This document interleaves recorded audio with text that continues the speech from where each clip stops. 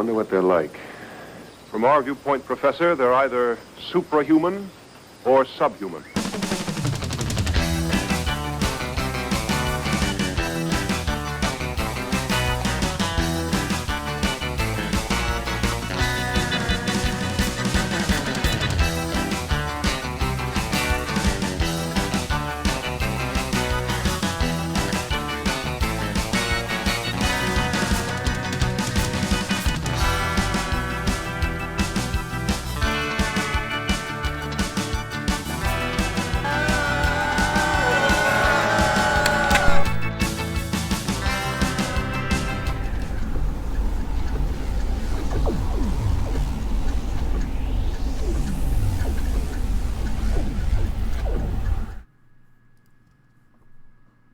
Hello out there in the Twitchiverse, Podcastiverse, possible other verses.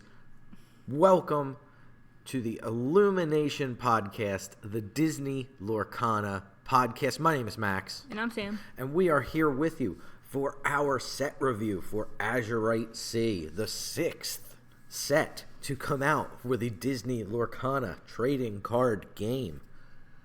We're back at it once again. This will be our 4th set review, I believe. I believe that is true. So if you're not familiar, we're going to run through every single card. We're going to go over it. We're going to rank it on a scale of 1 to 5. If you are watching this on the stream, you can see those numbers there. They're only slightly covered up, but 1 is understated, 2 is a limited card, 3 is a playable in core constructed card, 4 is a strong playable in core constructed card, and 5 is a meta-defining card. Cards like Madame Mim Fox, Diablo, Hiram Flaversham, like the absolute tip of the Disney Lorcana iceberg. Those are the cards that get a 5. So we won't be giving many 5s out in this set review, spoiler alert. But we try to keep it pretty conservative, between like 1 and maybe 3 on a really good, heavy set per each set review. But you'll see some 4s, and you'll get 0.5s in there too, because we're indecisive with some cards. And I just want to give the same primer I give before every single one of these. Nobody's word is gospel. Don't just test these cards because we say we think they're good. You should test these cards on your own merit or ignore what we say and try them for yourself. That's really the important part of the puzzle, is learning what is good. There are a bunch of cards I'm sure we missed on the last one that I'm sure we wish we hadn't missed, and I'm sure there are others that we were dead on with. No one's going to be perfect. We've put in a little bit of testing time ahead of this set, but not nearly enough to cover the 204 new cards that we will be reviewing. So we're using conventional wisdom and how the game's been to help evaluate how these cards are. If you're catching this in podcast form, just the same primer I give every time. This is going to be a little bit more raw and less edited and clean than what you are used to on the podcast episodes normal. That's why we release it as a bonus episode. We don't really feel it's fair to release this in the same format. It's much longer. It's much less polished than what we usually deliver. And if you haven't heard the podcast, it's much more polished than what we deliver here, because this is a live stream. So some concessions must be made. That's just how it works. But welcome on in, everybody. Thank you so much for hanging out. We appreciate all of you being here. This is going to be the set review for Azurite C, and we are going to start with Amber and our first card that we are going to talk about, because these aren't in alphabetical order anymore, so we're starting right in the middle of the alphabet here with Owl, Pirate Lookout. Owl is a 3/3/1 for 3 inkable. So that is 3 strength, 3 willpower, 1 when it quests, and it costs 3 and is inkable. That's generally the format we run through the numbers in. It has an ability, Well Spotted. During your turn, whenever a card is put into your inkwell, chosen opposing character gets -1 strength until the start of your next turn. I think this is a pretty good card. I don't know if it's going to find a home immediately, but I think on the whole, this has the hallmarks of a playable card. It helps shrink strength, so it can help things quest and not get counter-challenged. It can also set up a strength kind of decrease so that the Ruby cards can come in, i.e. like Brawl, Madame Medusa, and Little Sisu, and take out opposing units. So I feel like a card that's this mid-rangey might be more at home in a Mufasa-style deck than in an outright aggressive deck, but the ability is free. You're going to take a game action you'd normally take. What do you think? I gave it a 3. I think this is one of many cards this set that we're going to see is whenever a card gets put into your Inkwell effects. Yes. Did we have them before? I don't think so, right? Nope, that's new. Yeah. So I gave it a 2.5. Overall, the podcast, as a team, as a unit, along with some of our testing team, give it a 2.5. Next up on the docket, Lilo, Escape Artist. This is a 1/2/2 for 2 inkable.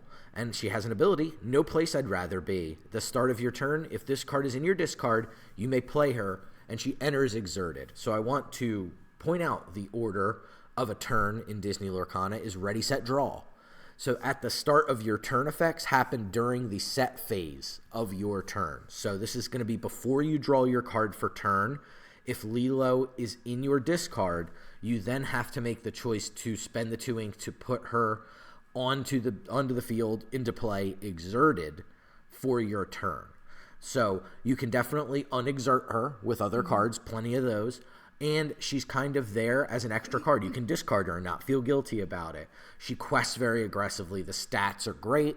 The fact that she's just an extra card makes her extremely strong. I think that Steel Song decks might be eyeballing this in the 2-drop slot because you can Whole New World it away and not care. Mm-hmm. I think it's really, really a strong, flexible card for the aggressive decks. In the late game, you always have an extra card in your hand. Yeah, which is just an annoying character that keeps coming back, and your opponent has to keep dealing with her. Right. It just in a vacuum, it's a unit on your opponent's side of the board is going to be tied up every turn to deal with Lilo, which is not a bad place for aggressive decks to be, because then you're going to draw your card for turn. You reload. You probably have somewhere in the wheelhouse a 2 to 4 ink. You're going to play the card you drew, and then you're going to have 2 things that your opponent has to answer right away. If one of those things is a Sven, you now have 2 unexerted units that your opponent has to try to dispatch, with likely you being at pretty high lore total if you're choosing to play this card. So I think this is one of the best Amber cards, full stop, in Azurite Sea. And I think it's going to be extremely game impactful. I give it a 4.5. And I agreed. Yeah, this card is awesome. The podcast as a whole gives it just over a 4. We're going to call it a 4.5. Our testing team giving us a hand with some of these ratings. Appreciate all of you out there if you're listening. Winnie the Pooh, Honey Pirate is our next card. This is a 2/2/1 for 2 uninkable. We love the pirates, especially the Pooh Pirates. I do. And this card has support and the ability, we're pirates, you see. Whenever this character quests, you may pay 1 ink less for the next pirate character you play this turn. So it has a similar to Doc-like ability, where when it quests, it's going to make the next card you play cheaper, so long as it is a pirate card. So it's asking a lot more of you than Doc, but I do think that the effect has implications down the road if you're in a pirate deck. And I think that's really, when it comes to Amber Pirates, you just want to be playing a critical mass of characters that have the word pirate on the type line is how they've set it up. And that's not a surprise. That's what Amber's role in the game has tended to be, is more aggressive and firm-footed and forward-facing in terms of the game play. So I won't go too much farther into this one. I gave it a 2. I gave it a 2. And the podcast overall gave it pretty much a 2 there. Gopher is the next one up. I'm not going to do Gopher because I can't do those whistling S's, so I'm just going to talk about it. Gopher, Ship's Carpenter. This is a 1/6/2 for 4 inkable. No abilities on this particular card. I think it's fine. There's not a whole lot to talk about here. It's very reminiscent of Eudora, the 1/9/2. But I think that this card is fine. It has the type line pirate, so it might see a little bit more play than a 1/6/2 normally would. Therefore, I gave it a 1.5. I also did. You did not. You gave it a 2. So the podcast on the whole already got Sam's first lie here of the podcast. Keep track. Keep it is tiny tally. over there. We're working off an Excel sheet that is right next to this. So, yeah, it is a little bit tiny. So now there's a spoiler for the next one. She's ruining the set review already. So this is a 2 from the podcast. Coming up next, everybody's favorite lion cub, Simba, happy-go-lucky. It's a 1/4/1 for 2 inkable with no abilities whatsoever. We obviously know this is here because there is a shift coming for Simba in this set. But on the whole, this Simba is pretty underwhelming. I gave it a 1.5. So did I.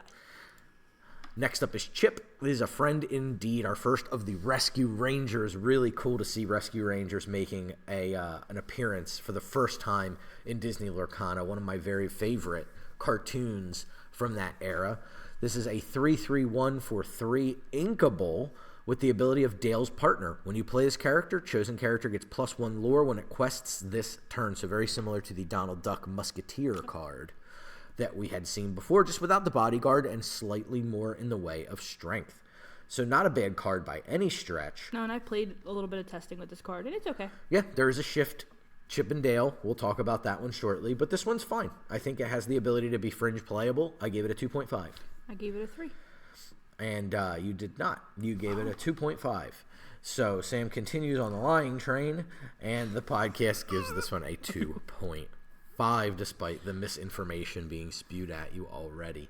Next, we have Dale, friend in need, who is a 3/4/2 for 3 inkable with the ability of Chip's Partner. This character enters play exerted unless you have a character named Chip in play.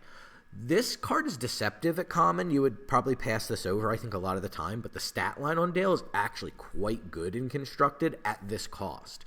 Coming into play exerted reminds us of the sneezy ability from Rise of the Floodborn, but this can come in unexerted and it quests for 2. The stats are really good on this card. I think it's quite a nice one. Yep. Overall, I think we're going to see Dale, friend in need, a decent amount, especially early on. I give it a 3.5. I gave it a 3. That is true this time. So the podcast on the whole gives this one a 3 for Dale, friend in need. Next, we have David, who is an impressive surfer. This is a 3/3/1 for 3 inkable card, and it has the ability of showing off. While you have a character named Nani in play, this character quests for 2 additional lore. Obviously, there's no 4-drop Nani, so that makes David quite a bit worse.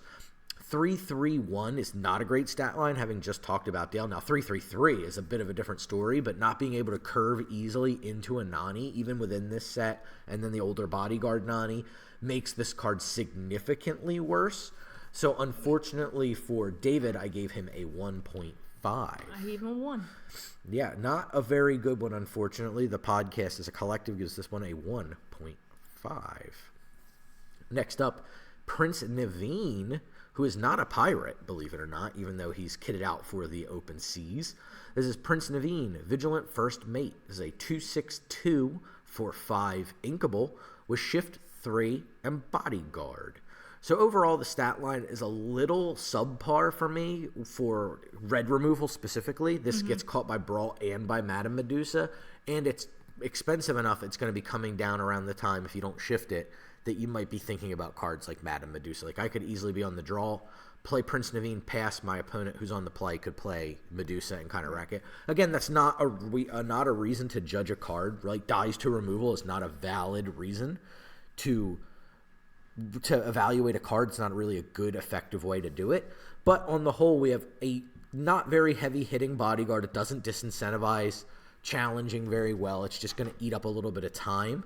But on the whole, I think around this cost, even with the shift, I think you can do better. And we don't have a Naveen that you necessarily want to shift this on. Like, you don't want to play the 4-cost legendary Naveen and then shift this onto it, most likely. So I don't think this is going to have a home, unfortunately, for Prince Naveen. I gave this one a 1. I agreed. Yeah, it's not a very good card, unfortunately, for the Prince. This is the shift target, not really worth talking about too much. It's a 2/3/1 for 2 inkable. He's a carefree explorer this time. I gave this one a 1.5 because it's a little bit better and limited, I feel like. And same. Okay. Moving on to Chief Bogo. Chief Bogo is a 4/4/1 for 4 inkable. He's a fan of Gazelle, of course, and he has the ability, you like Gazelle too? While you have a character named Gazelle in play, this character gains Singer 6. I'm moving more intentionally through Amber because I always feel like I take more time in Amber than any other color, and I feel like the other colors get shortchanged. So I'm trying to spread it, I'm trying to make it even. It's because you like Amber. I like Amber, and biased. It's the first color, so I'm excited to talk about, just in general, I'm excited to do the set review, so I feel like I expand upon these cards a little bit too much. So I'm moving a little bit more intentionally this time. So this fan of Gazelle goes from 4 to 6, not relevant. We saw this in the legendary Naveen, which again, we don't have a good 6-cost song yet, and we don't have a Gazelle that necessarily wants to be paired with this BOGO. So it's just kind of a 4-4-4, which is fine enough stat line for limited. I gave it a 1.5. And I gave it a 1. Just so mean. Yeah. That's a 1.5 from the podcast and related crew. Next up is Chip, the Ranger Leader. This is a 3-4-2 for 4 inkable with the value of friendship. While you have a character named Dale in play, this character gains support. So we have a 3-4-2 support potentially for 4, which is a good stat line and a good effect in the limited. But unfortunately for Chip, Ranger Leader, this is not really something that's super impactful yet in core constructed. So I gave Chip a 2. And I gave it a 2. Yes, so he gets a collective 2 from the crew. Next up is Monterey Jack. He's a 0-7-2 for 4 inkable, the good-hearted Ranger. Wielding his cheese, it's what he does, and I have nothing further to say about this card because it's relatively unexciting from a core constructed perspective. I gave it a 2. I gave it a 2. That is what is happening. Next is Chippendale Recovery Rangers. They are a 6-6-3 for 8 uninkable. They have a shift of 5, however. They can be shifted onto a Chip or a Dale, much like the Flotsam and Jetsam that we saw before. They have the ability of search and rescue. During your turn, whenever a card is put into your inkwell, you may return a character from your discard to your hand. I do like that they are like space rangers in this one instead of rescue rangers. They're like, there's a more sci-fi bend, but it's still fun, and it has like a found kind of feeling to it with the scuba gear that Dale has on his feet and everything. Very fun card from a flavor perspective. I think this is a knock out of the park. From a core constructed standpoint, I think that this card is a little bit difficult to work with. I think unless you specifically have Chip or Dale that you want to be playing and using this as like a 2 of on your top end, I really don't think this is going to see a whole lot of play. Whenever a card is put into your inkwell, return something is really good, but it's not to play, it's to your hand, so you still have to pay the cost one more time and do it again. But it lets you repeat these fun enter the battlefield effects. So it's a hit or miss for me on this one. The 8, the uninkable, the stat line's nice, but like everything paired together, it just feels like you're going to be jumping through a lot of hoops. But when you do jump through them, it's going to be powerful.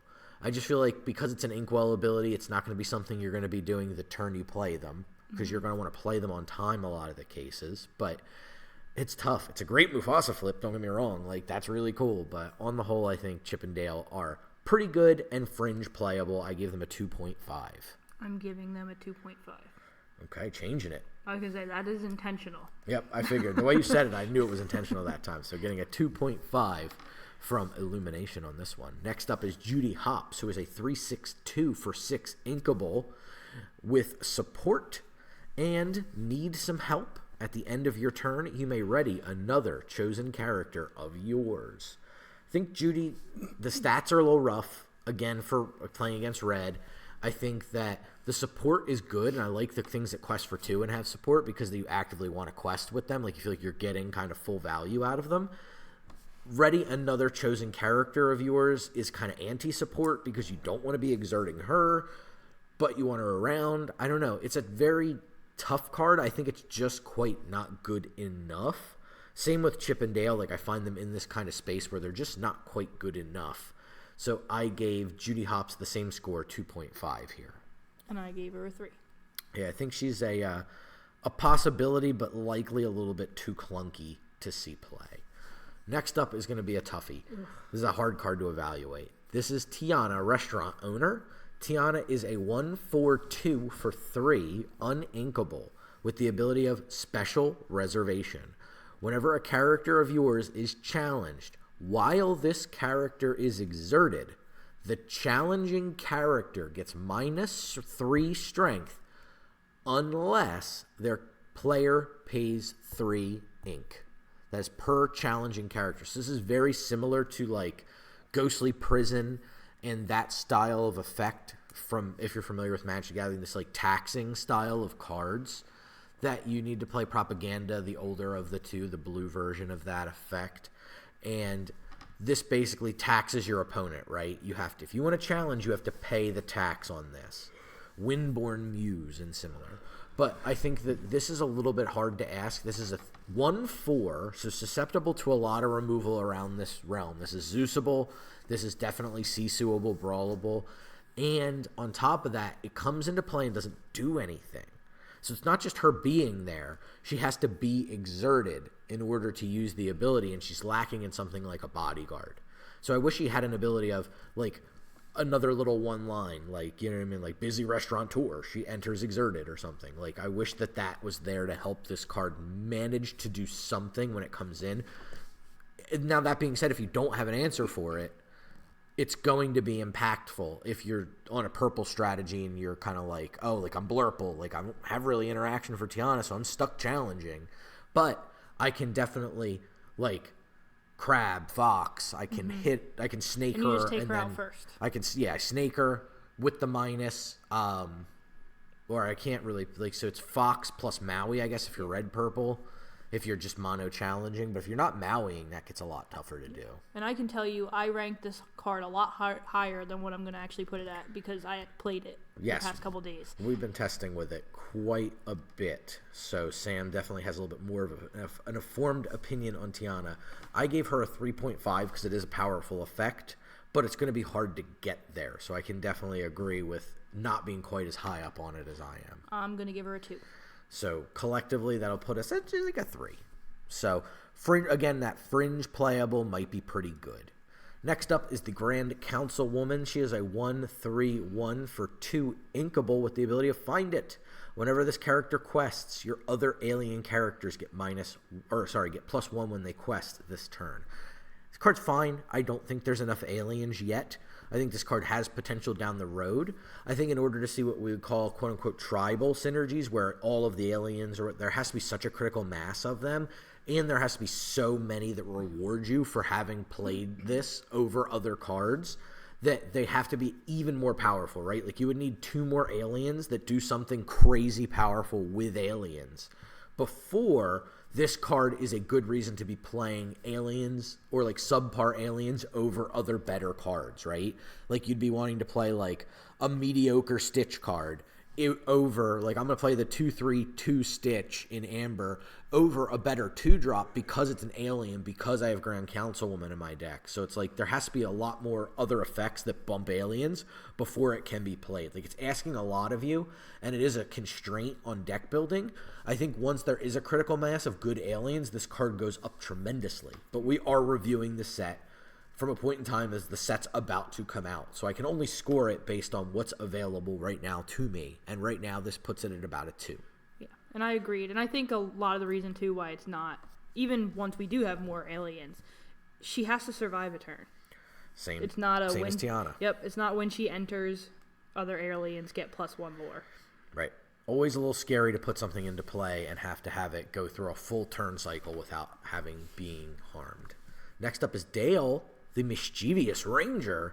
This is a 3/4/1 for 4 inkable with the ability of Nuts About Pranks. When you play this character, you may put the top 3 cards of your deck into your discard to give chosen character -3 strength until the start of your next turn.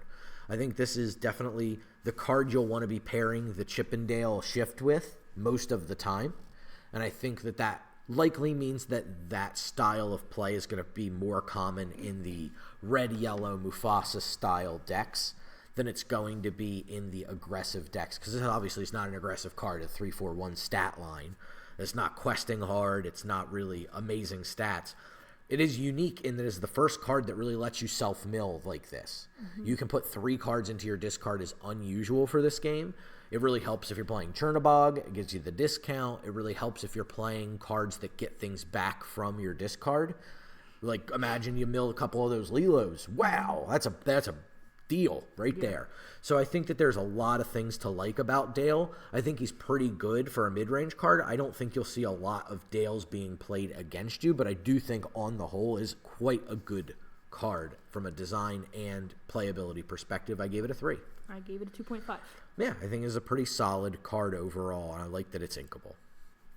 Next up is Nani, Caring Sister. This is a 3/5/2 for 5 inkable. Again, we talked about that with David. Doesn't cost 4. She has support and the ability of I'm So Sorry. Chosen character gets -1 strength until the start of your next turn if you pay 2 ink. So it's okay. It doesn't do a lot, and it's very ink intensive. I don't think it's doing enough to really warrant much play. It's clunky. The stat line's a little scary because, again, very susceptible to red removal.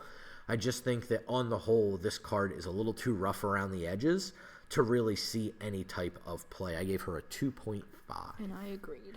Yeah, not the best, but fine. Next up is a card that Sam is very excited to talk about. This is Simba, Pride Protector. Simba is a 4/4/2 for 5 uninkable with shift 3 and the ability of Understand the Balance. At the end of your turn, if this character is exerted, you may ready your other characters. Very powerful Simba. We've already had some great Simba choices to shift this on to. In particular, Simba Protective Cub from Chapter 1. Really a very scary card, and a card that is interesting in that you don't want to shift it on 3 necessarily most of the time. Because you're going to, if you play a 1-drop and then you play Simba Protective Cub to protect it, and then you shift Simba Pride Protector, you're unexerting likely like a 1/1 that quests for 2. Or a Daisy Duck. All right, a 1/4 that quests for 2. Not the most heavy hits. But Simba in the middle of the game is a bit of a different story. Like now you have your Simba Protective Cub on your Pride lands, and it's like turn 5, and now you get to shift. Then things get pretty legitimately frightening. So I think that this card is pretty good. I'm excited to see what people land on him with. I like that he's uninkable, because I think even if he were inkable, this isn't a card you would just necessarily jam 4 of in a deck anyway. So it feels like a lot of times we say, oh, I wish it wasn't uninkable. This card I actually don't mind too much being uninkable. It doesn't feel that painful in the same way that other cards do when they're uninkable. So I think it's a really well-balanced and well-designed card. I don't know what kind of home it's going to see. I think it's a little bit, it can lend itself to be a touch clunky, but I think any 5-cost uninkable is going to fall into a little bit of that problem anyway. So Simba's quite an interesting card, and I'm happy to see that it seems like Amber got 2 pretty good legendaries this time. So I was really excited to see that, and I think this will probably end up being the better of the 2 when things shake out. I gave this a 4. I gave it 4.5. We get the little extra bump because it's a Lion King card. Next up is Kanga, Nurturing Mother. This is a 2/4/1 for 3 uninkable with the ability Safe and Sound. Whenever this character quests, another chosen character of yours can't be challenged until the start of your next turn. Very on flavor for a mother character to have this. On the whole, when you take it as a complete card, how does it impact core constructed? I think that this card is a little bit clunky. I think that it's not really good enough, and I'm kind of surprised that it's inkable or uninkable, honestly. It feels very much like a bodyguard style ability on stats that aren't that great at 3. So it's really surprising to me to see this as an uninkable, and I think this would have been closer to a 3 if it were inkable, but I think the fact that they made this uninkable really kicked down the rating for me. I only gave her a 2. And I agreed. Yeah, it's just not that good, unfortunately. Next up is Rabbit. He is an Indignant Pirate. It's a 1/2/1 for 1 inkable with the ability of Be More Careful. When you play this character, you may remove up to 1 damage from chosen character. This is Timon from Chapter 1. Not a lot of talking points here. He is in fact a pirate. That being said, in fact, not a very good card. 1.5, I says. And I did too. Yeah, not very good. Next up is Rue, who is the Littlest Pirate. Very cute card here. It's a 1/2/1 for 2 inkable. I'm a pirate too. When you play this character, you may give chosen character -2 strength until the start of your next turn. Again, I think this is an ability that's best paired with Ruby for the removal follow-up, but it's going to be hard. Rue's cheap, but not a 1 cost. So it's going to be hard to play it and then be able to play a Sisu or a Brawl or something, but it's doable in the mid-game. So not bad, but not fantastic either. I gave Rue a 1.5. I gave her 2. Next up is Mr. Litwack. This is a 2/3/1 for 3 inkable with the ability of The Gang's All Here. Once during your turn, whenever you play another character, you may ready this character. He can't quest or challenge for the rest of this turn. Cool card. I think it's really interesting that this card has bad stats kind of because it has to be. Because whenever you play another character, you may ready this character kind of on its own. It's just an inherently powerful effect. So giving it good stats is a little much. But it's pretty interesting on the whole to see a card that can be like, oh, I'm going to sing, and then I'm going to ready and sing again or something along those lines. It has implications to be okay, but on the whole, it's nothing terribly exciting, just mildly interesting. I like that they gave it the once a turn clause because this could get out of hand, right? Like you could do this a bunch of times. So a really interesting card. On the whole, I think it's kind of underwhelming for the game in general. Like I don't think it's doing a lot, but I think it's very carefully and meticulously designed. So I give it a 1. I give it a 1. It's not, unfortunately, a very good play. Well, not even something I'd be happy to play in Limited, to be honest, with those stats. Next up is Jim Hawkins, Honorable Pirate. This is a 4/7/2 for 7 inkable with Bodyguard and Hire a Crew. When you play this character, look at the top 4 cards of your deck. You may reveal any number of pirate character cards and put them into your hand. Put the rest on the bottom of your deck in any order. So if you're playing dedicated pirates, this card can be very good. It's similar to Goblin Ringleader in Magic the Gathering, where it's just a card that can come down and get you card advantage. If this were, like, I guess, more like the more unbalanced way to make this card, or the more unfair way would be to lower the stats and lower the cost to where this is happening like turn 5 when you're starting to run out of steam. You're playing your aggressively statted pirates, your piglets and the like, and then your hand's running out, and then he comes in play. Jim Hawkins, obviously a bit of a nod to the fact that the pirates are going to be likely a little bit more mid-rangey, and this will help you win a long game for sure because it's giving you card advantage over time, but it's just extremely expensive and has the downside of it could reveal 4 cards that don't do anything. So you add nothing to your hand or 1 card. 1 card's enough, but when you're paying 7 for something, it might not be. I gave this one a 3. I gave it a 3.5. Yeah, it's got potential down the line. I think that pirates really need to be good for this card to want to be played. We're going to skip this one for now. We'll come back to it somehow. Next up is Good Job. This is a 1-cost action for 1 inkable with the ability of chosen character gets +1 when they quest this turn. Card's underwhelming. It's an entire card to do this is not terribly exciting. I'm not real stoked about this one. I think it's meh. I gave it a 1. And I gave it a 1. Next up is I Won't Give In. This is a song here. It's a 2-cost inkable song. Return a character with cost 2 or less from your discard to your hand. It's pretty good. It can get back a character that is reasonable enough on 2. I like that Lilo gets herself back more. Like, it kind of makes this card look particularly bad. But being able to get back something that has a, when it comes into play, effect could be quite good. I think this card's definitely one of the better get a character backs that we've seen just because it is a song. I gave it a 3.5. I gave it a 3. Yeah, pretty good on the whole. I like the art a lot. It's very fun. Next up is Rescue Rangers Away. As exciting as the art is on this card, the actual text could not be less exciting. Count the number of characters you have in play. Chosen character loses strength equal to that number until the start of your next turn. Staple that onto a 2-cost inkable action, and you have a recipe for a very, very poor card, which is such a shame because I love the Rescue Rangers. I gave this a 1. I could even see it going down to a 0.5 on this card. It's just not good. I gave it a 1. Next up is Safe and Sound. This is a 2-cost uninkable action. Chosen character of yours can't be challenged until the start of your next turn. So it's Kanga's ability on a full card, which makes it significantly worse. I gave this a 1. I gave it a 1.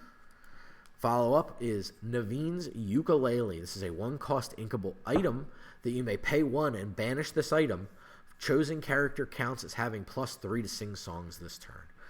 I think the ask of this taking up slots in your deck is just too much of a constraint when you can just simply play a singer that can do what you want it to do anyway. Like, I can't think of a singer that I would really like. The singer scale all the way up to that Cinderella that can sing 9. So it's like I just can't fathom what you'd want to be singing here with this exactly. Like, it just doesn't make a lot of sense to me. I don't know What's going on there? 2 extra blue fossil. Okay, awesome. Thank you. Thank you, and welcome. Good to see your name pop up down there. Yeah, so this one's pretty bad. I gave it a 0.5. I gave it a 0.5. Yeah, not good. Pooh Pirate Ship is the next one. This is a 1-cost uninkable item with the ability of Make a Rescue. You may exert this and pay 3 ink to return a pirate character card from your discard to your hand. Again, the constraint comes with deck building. There's no one pirate that I'd want to really get back badly enough. I'd want to put an uninkable card like this in. It's expensive to do it. It's definitely good in a very long, drawn-out game, like a game where that Jim Hawkins is good, is a game where this pirate ship is going to be good for you. Unfortunately, Lorcana really doesn't play out like that at this point, so this card's pretty not good, unfortunately. In fact, ungood. As much as I love the Pooh Pirate, the whole thing is great. I had to give this one a 1. I gave it a 1.5. And not very good, unfortunately. Scrump is up next. So Scrump, it has the ability, or it's a 2-cost item that is inkable, has the ability of I made her. Exert one of your characters. Chosen character gets -2 strength until the start of your next turn. I misread this card. I thought you had to exert Scrump.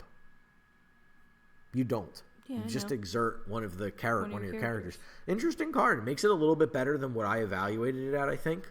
Not a ton, but being able to put this down in something like the Amber Emerald Sing Together decks.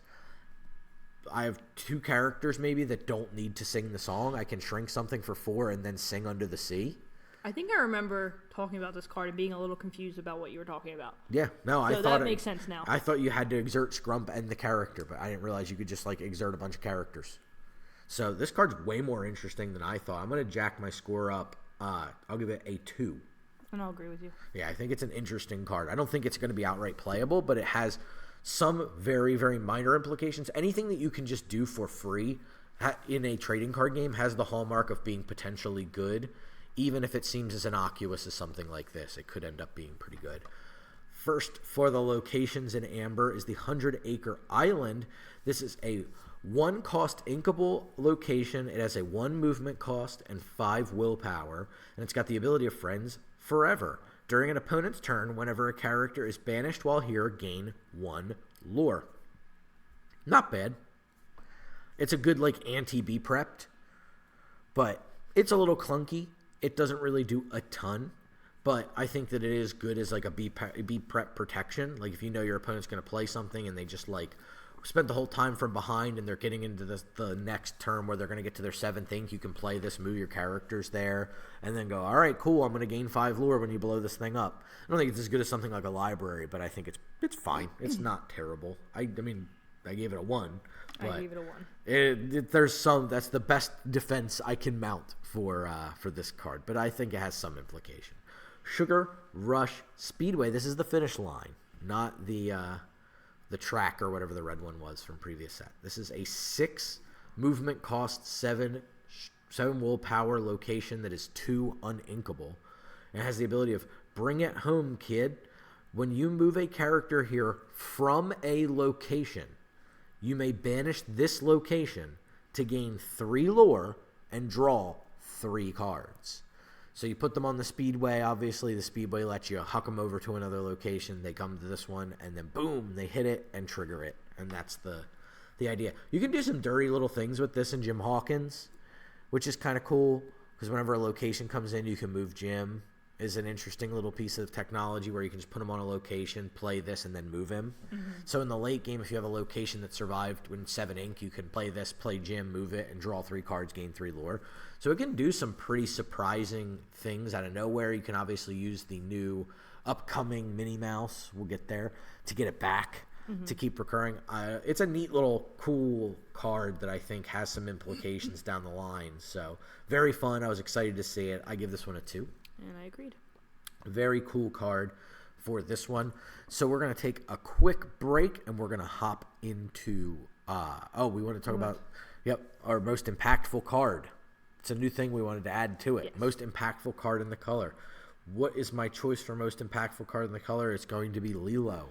I'll agree with Lilo, but I'm going to give a little honorary mention to Simba. I figured you might. But I think it's Lilo. Yeah, so we're going to take a quick little break just so we can drink some water and not make weird mouth noises at you. But we'll be here. It'll probably be like a moment, and we'll be right back.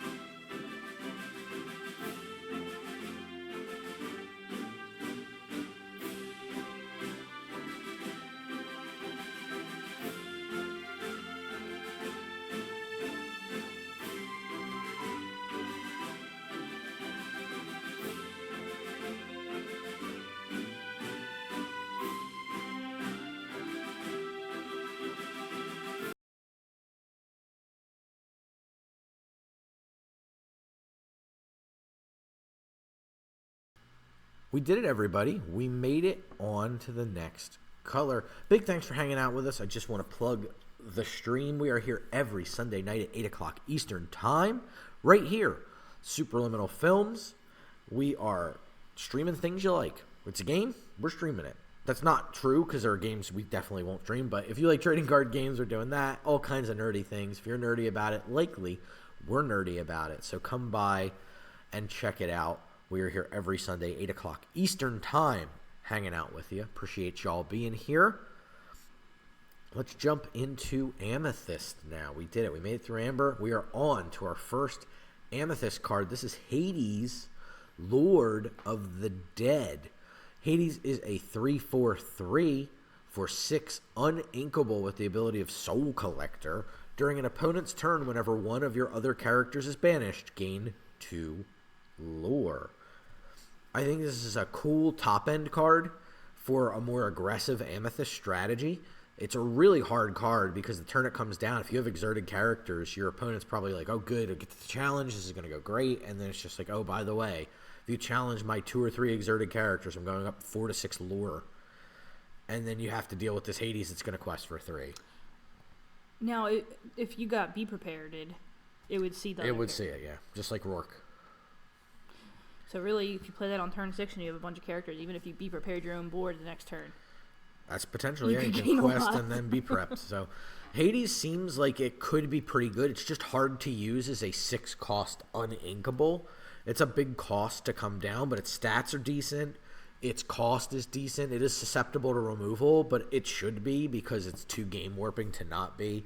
So again, I think a pretty well-designed card. I think this is going to have some impact. I think some purple players are going to be wanting to run this one. I think that this is 3.5 in my humble opinion. Yep, it's a 4 for me. But I did realize Be Preparing your own board doesn't work because it's during an opponent's turn. Yep, there you go. See? Got too big for your own britches. I did. I got excited. Speaking of big, this is the opposite. Madam Mim, Tiny Adversary. She has a 0/3/1 for 2 inkable with the ability of Challenger 1 and the further ability of Zim Zabarim Bim. Your other characters gain Challenger +1. So I should have made you read this one. I probably just wouldn't have read that part. I think this is a good 2-drop. I think that it does a lot of heavy lifting, and we get to see her do some things that we haven't gotten to see other 2-drops do in Amethyst. Like, the Challenger 1 across the board is pretty awesome. We have definitely seen some extra, like, Elsas that can exert to give characters, like, +2 Challengers and Rush and things like that. But we haven't seen this just across the board, all of your characters get an additional Challenger 1. So it really helps hit things pretty well. This is a card where, like, sometimes you're struggling, like, you have maybe, like, a couple characters and you're, like, 1 damage away from being able to take out a location. Being able to play this Madam Mim immediately changes the impact of that. and lets you just take 2 characters and smash them into a location. Like earlier I was playing and I had a goat and a cloud kicker, and had I played this, I would have been able to take out a library. It would have been great. But I think this card has a lot of implications in the more controlling purple strategies. I think that it's a pretty cool design, and I think a lot of decks are going to be looking to test this out of the gate, so I can definitely see it making an impact initially. I give this Madam Mim a 3. And I agreed. Yeah, might even be a little higher as time goes on. Next up is Genie, who is an excited shipbuilder. It's a 4/3/1 for 3 inkable with no abilities. Not really much to say about this one, unfortunately. I gave it a 1.5. And I gave it a 2. It trades down a little too easily for limited, so I didn't want to give it too high a score. Next up is Sisu, who is in her element. She has a 3/6/2 for 5 inkable with Challenger 2. This is a pretty good limited card. She's going to be able to trade up in a lot of cases. If she quests, she's going to be susceptible to your opponent being able to hit her and maybe not lose a unit. So not an amazing limited card, but a pretty good one. I gave her a 2. I gave her a 2.5. Excellent. Next up is the White Rose. This is a 3/3/1 for 3 inkable with the ability of a Wealth of Happiness. When you play this character, gain 1 lore. So she is slightly smaller, almost across the board. Costs 1 less strength, and doesn't gain the lore when she leaves, but only when she comes in. So this card is pretty darn good. I think if your curve is set up in such a way that you want this card, I can totally understand playing it if you can't afford to play all 4 goats. I could definitely see wanting to play this in addition to goats. I could see a lot of reasons to want to run this card. I could see it in the Aggro. Amber, Amethyst, Hyper Aggro decks being just another good target. If you don't want to play something like the chip that we just saw in Amber, I could see this being a valid choice. I think this card is definitely worth seeing how it slots in to your curve, but I think overall, I mean, this effect's just so good, it's going to be hard to be disappointed by this card. I gave it a 3.5. I gave it a 3.5. And I could definitely see it potentially being in that 4 range, depending on how the meta goes. Absolutely. It is quite a strong card. Next up is Juju, Mama Odie's Companion. It's a 1/2/1 for 2 inkable. It's got the ability of the Bee's Knees. When you play this character, move a damage counter from a character to a chosen opposing character. Choposen. Move a damage, not deal a damage. Move it a damage. It's fine. It's a little underwhelming in terms of what it does. The stats are underwhelming, right? Like you play 2 2s for 1 in this game. This is a 1/2. Overall, on the whole, I think this card's pretty poor. I wish it quested for another 1 or something that it could do. I don't know. It's just kind of crappy. I gave it a 1.5. And I gave it a 2. Yeah, underwhelming to say the least. This is a 2/2/1 for 1 inkable. It's Rafiki, Shaman of the Savannah. This is pretty standby. We know it's coming when we see a card like this a lot of the time. Shift character. Shift characters. In fact, this Rafiki does indeed have a shift. I really like the art on this one. The art is quite nice. Color choice is top-notch for Amethyst. I love the tying together of Rafiki with this. Like the purple shadowing from the tree and the paint. Just really nice touch. For this one, Rafiki here, I gave a 2.5. And I also gave a 2.5. Kind of our hallmark for a shift target most of the time. This is Tinkerbell, Fast Flyer. She's a 1/3/2 for 3 inkable. This is with evasive. This is basically Surfing Mini Silas Surfer, but instead of red, it's purple. It's Tinkerbell, so it can shift into Big Tank, which is a little bit more effective than Minnie Mouse, who really didn't have a good shift target. So I think that this Tinkerbell on the whole, like if we're just talking about like the role, like if you're talking about a 1/3 for that quest for 2 that's evasive in red purple, I think that you're going to use Tinkerbell most of the time over the Minnie Mouse, just in case, because we have a shift target coming up in the set for her as well. I think that that's going to be your default more often than not. And then obviously you can play this in Amethyst Steel and get the shift into the other Tinkerbell, the giant fairy Tinkerbell. So it's a pretty interesting card. Not terrible by any stretch. I gave her a 3. I gave her a 3.5. Pretty awesome. Next up is the Carpenter. This is a 1/1/1 for 2 inkable. He's the dinner companion, and he has the ability of I'll get you. When this character is banished, you may exert chosen character. This character, unfortunately, when this character is banished, is a little bit too open for your opponent to get to decide your destiny. and you won't be able to make the setups you can with something like Pinocchio Talkative Puppet, where you don't get to dictate how this gets used. Your opponent largely gets to dictate it. And unfortunately, even though it's a 2-cost 1/1, it doesn't have that quest for 2. Like, I would love for this to be a 2-cost 0/1/2. Then your opponent's much more willing to probably challenge it and risk getting a character exerted they might not want to. But on the whole, this Carpenter is pretty underwhelming. And I gave the Carpenter, if I can find him on my tiny little thing, is a 2. I gave it a 1.5. Yeah, not great. I don't like this card. Next up is Iago. He is the reappearing parrot. It's a 4/2/1 for 4 inkable with the ability of Guess Who. When this character is banished in a challenge, return this card to your hand. So we've seen this before, like with the Gale in the last set. There are cards that do this. This one, obviously, like, the allure to wanting to play it is its high strength, being able to trade with something. I don't think for that. I think it's just too clunky. It doesn't have rush or anything like that. So I think that this, unfortunately, is not really a very good card. I gave it a 1.5. I gave it a 1.5. Yeah, not the best card, unfortunately. We had the Carpenter. Now we have the Walrus. This is a 3/6/1 for 4 inkable, and it has no abilities. So we can see this is the hallmark of a limited card. It's okay. It can take a couple of hits if it comes down on time in limited, but on the whole, nothing really to talk about from a core constructed perspective. And if you haven't joined us on the podcast / stream for this one, that is what we're talking about, is core constructed cards. And the cards used predominantly in that format. Obviously, we'll call it out if we think it's cool somewhere else, but for the old Walrus here, I think it's going to be it's going to be kind of just relegated to the world of limited. I gave it a 1.5. And I agreed. Next up is Scar, who is a Tempestuous Lion. He is a 4/4/2 for 6 uninkable with Rush and Challenger 3. So it can trade way up.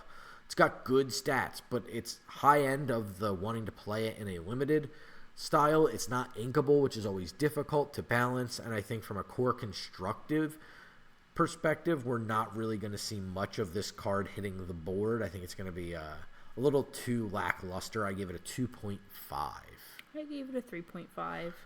1, because it's Scar, and 2, I just like that it's a 7/4 that can come down and, like, take out a castle. I think it has implications. It's definitely not great, but... No, I think we have better options, but you are right. It can come down and hit a location, so it's got some playability. So I think between our scores is probably closer to where the truth lies, is a potential fringe playable. Next up is the aforementioned Tinkerbell shift. This is Tinkerbell, Queen of the Azurite Fairies. She is a 5/6/2 for 7 inkable with Shift 5 and Evasive. She also has another ability. It is Shining Example. Whenever this character quests, your other fairy characters get +1 when they quest this turn. I don't think there's enough fairies for this to make a difference. It's a good stat line. It's just an expensive cost. I like that it's inkable, but on the whole, I don't think the collective is really here. Maybe down the line when there are more fairies, it could be potentially good. But for right now, it's not really there for me. I gave it a 3. I gave it a 3.5. I'm hoping it continues to trend that way. I think, yeah, I just think that this card has potential to be good, and it is a really, like, it's a good card. We just don't have the fairies to go with it. Right. But for the same reason we couldn't evaluate the alien highly, you can't really evaluate this Tinkerbell highly. That's my thought. Yeah. I would like to see her get to, like, these kind of tribal cards get to where we could see. I think a 5/6/2 evasive character that can come down on 5, I wouldn't be too sad about that. Okay. Noted. Next up is Diablo, Obedient Raven. This is a 0/1/1 for 1 inkable with the ability of Fly, My Pet. When this character is banished, you may draw a card.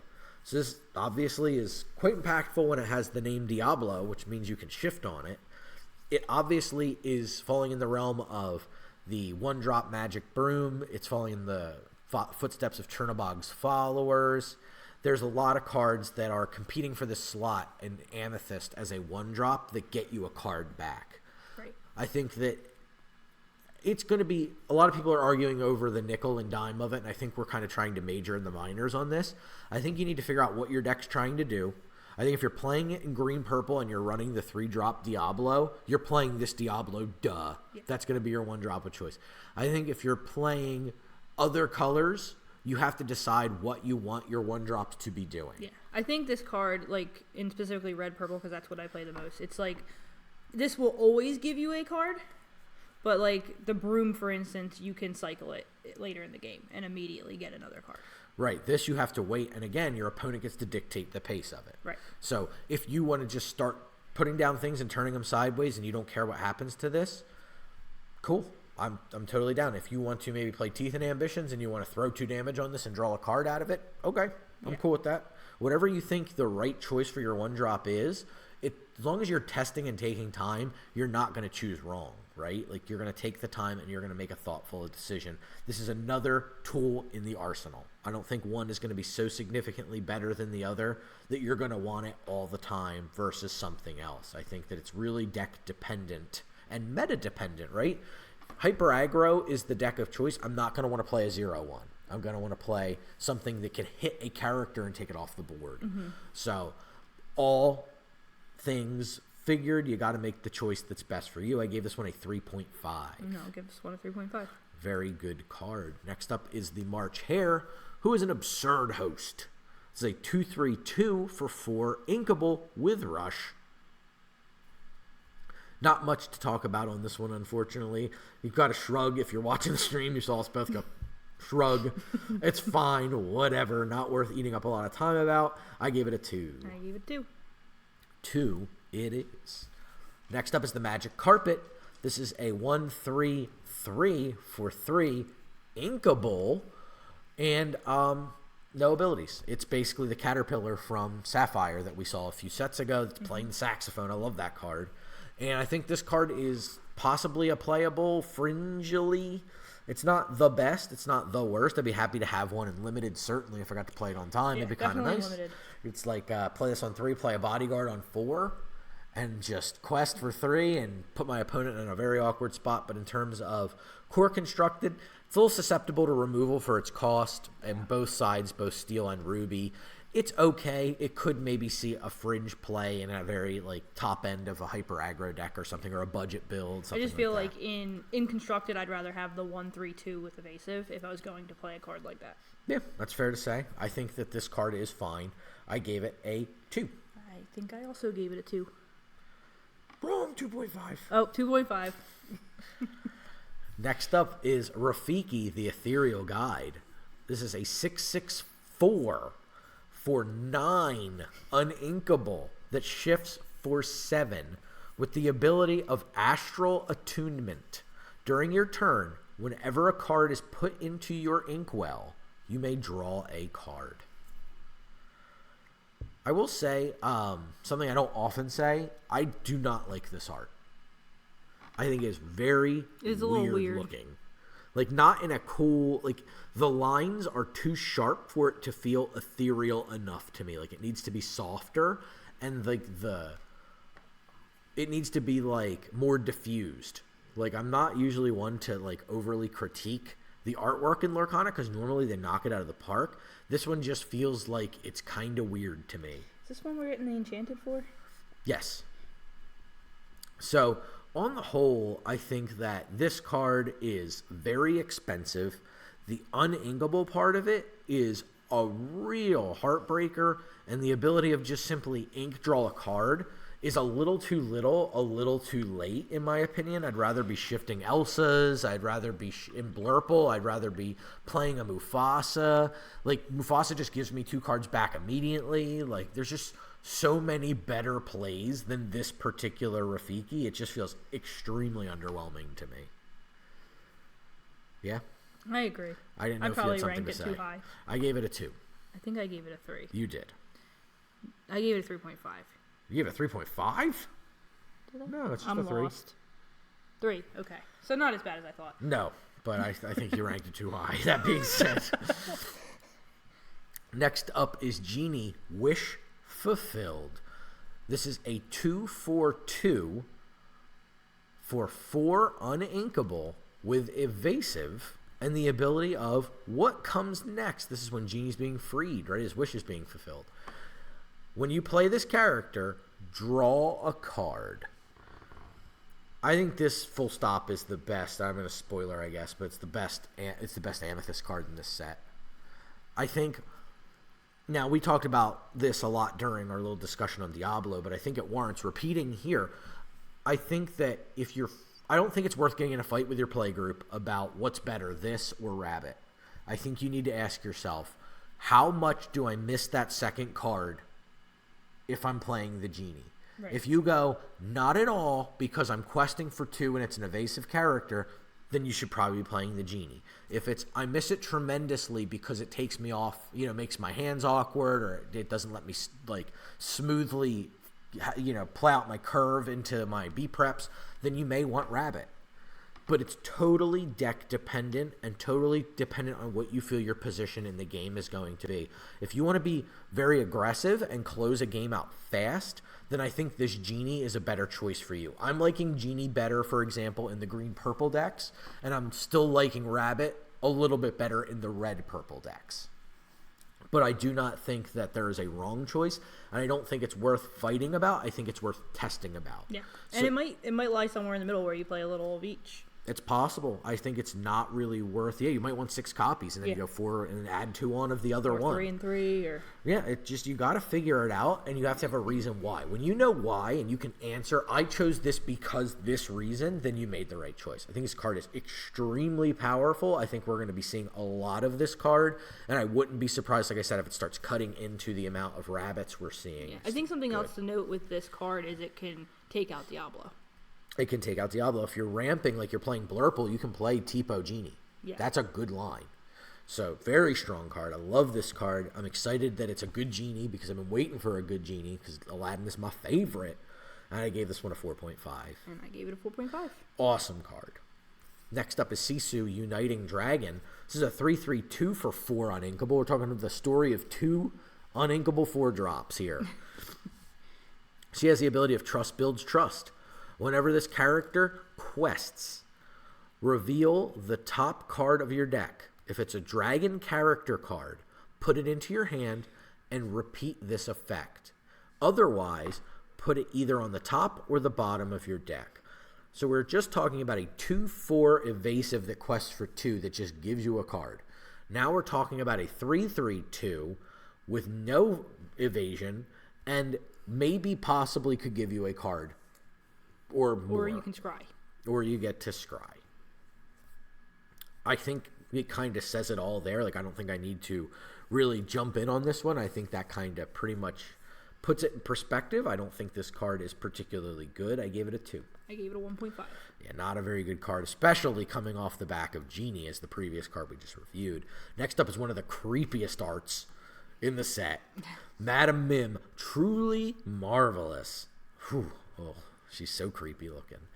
She is a 2/3/1 for 3 uninkable with the ability of Bat Gizzards. Pay 2 ink, choose and discard a card, gain 1 lore. So as much as you can pay 2 lore and choose and discard a card. So you can't just pay 2 and not discard. You have to do the whole thing. But for as many times as you can do that, you may do this ability in a turn. So let's pretend you have 10 ink. You can play Madam Mim, and then you can activate the ability with your remaining 7 ink 3 times, so long as you have 3 cards to discard, which means that you could gain 3 lore immediately. You could just go, I'm going to take my turn and gain 3. Yep, if you're at 17 lore, you win. I think the best home for this is likely going to be Blurple, where you tend to have like these ramp pieces that fill your hand up towards the late game because you're just drawing so many cards, and you have a lot of ink because you ramped earlier in the game. So I think that this finds its home the easiest there. I don't know as though you're going to want to play this card elsewhere because the kind of the cost is high.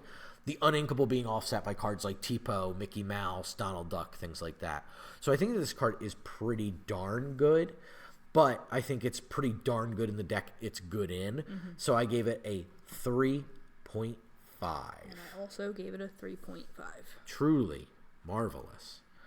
Next up is the legendary Yzma, the Conniving Chemist. She is a 3/3/2 for 4 inkable with the ability of Feel the Power. If you have fewer than 3 cards in your hand, draw until you have 3 cards in your hand. I think this is kind of your top end in the hyper aggro decks.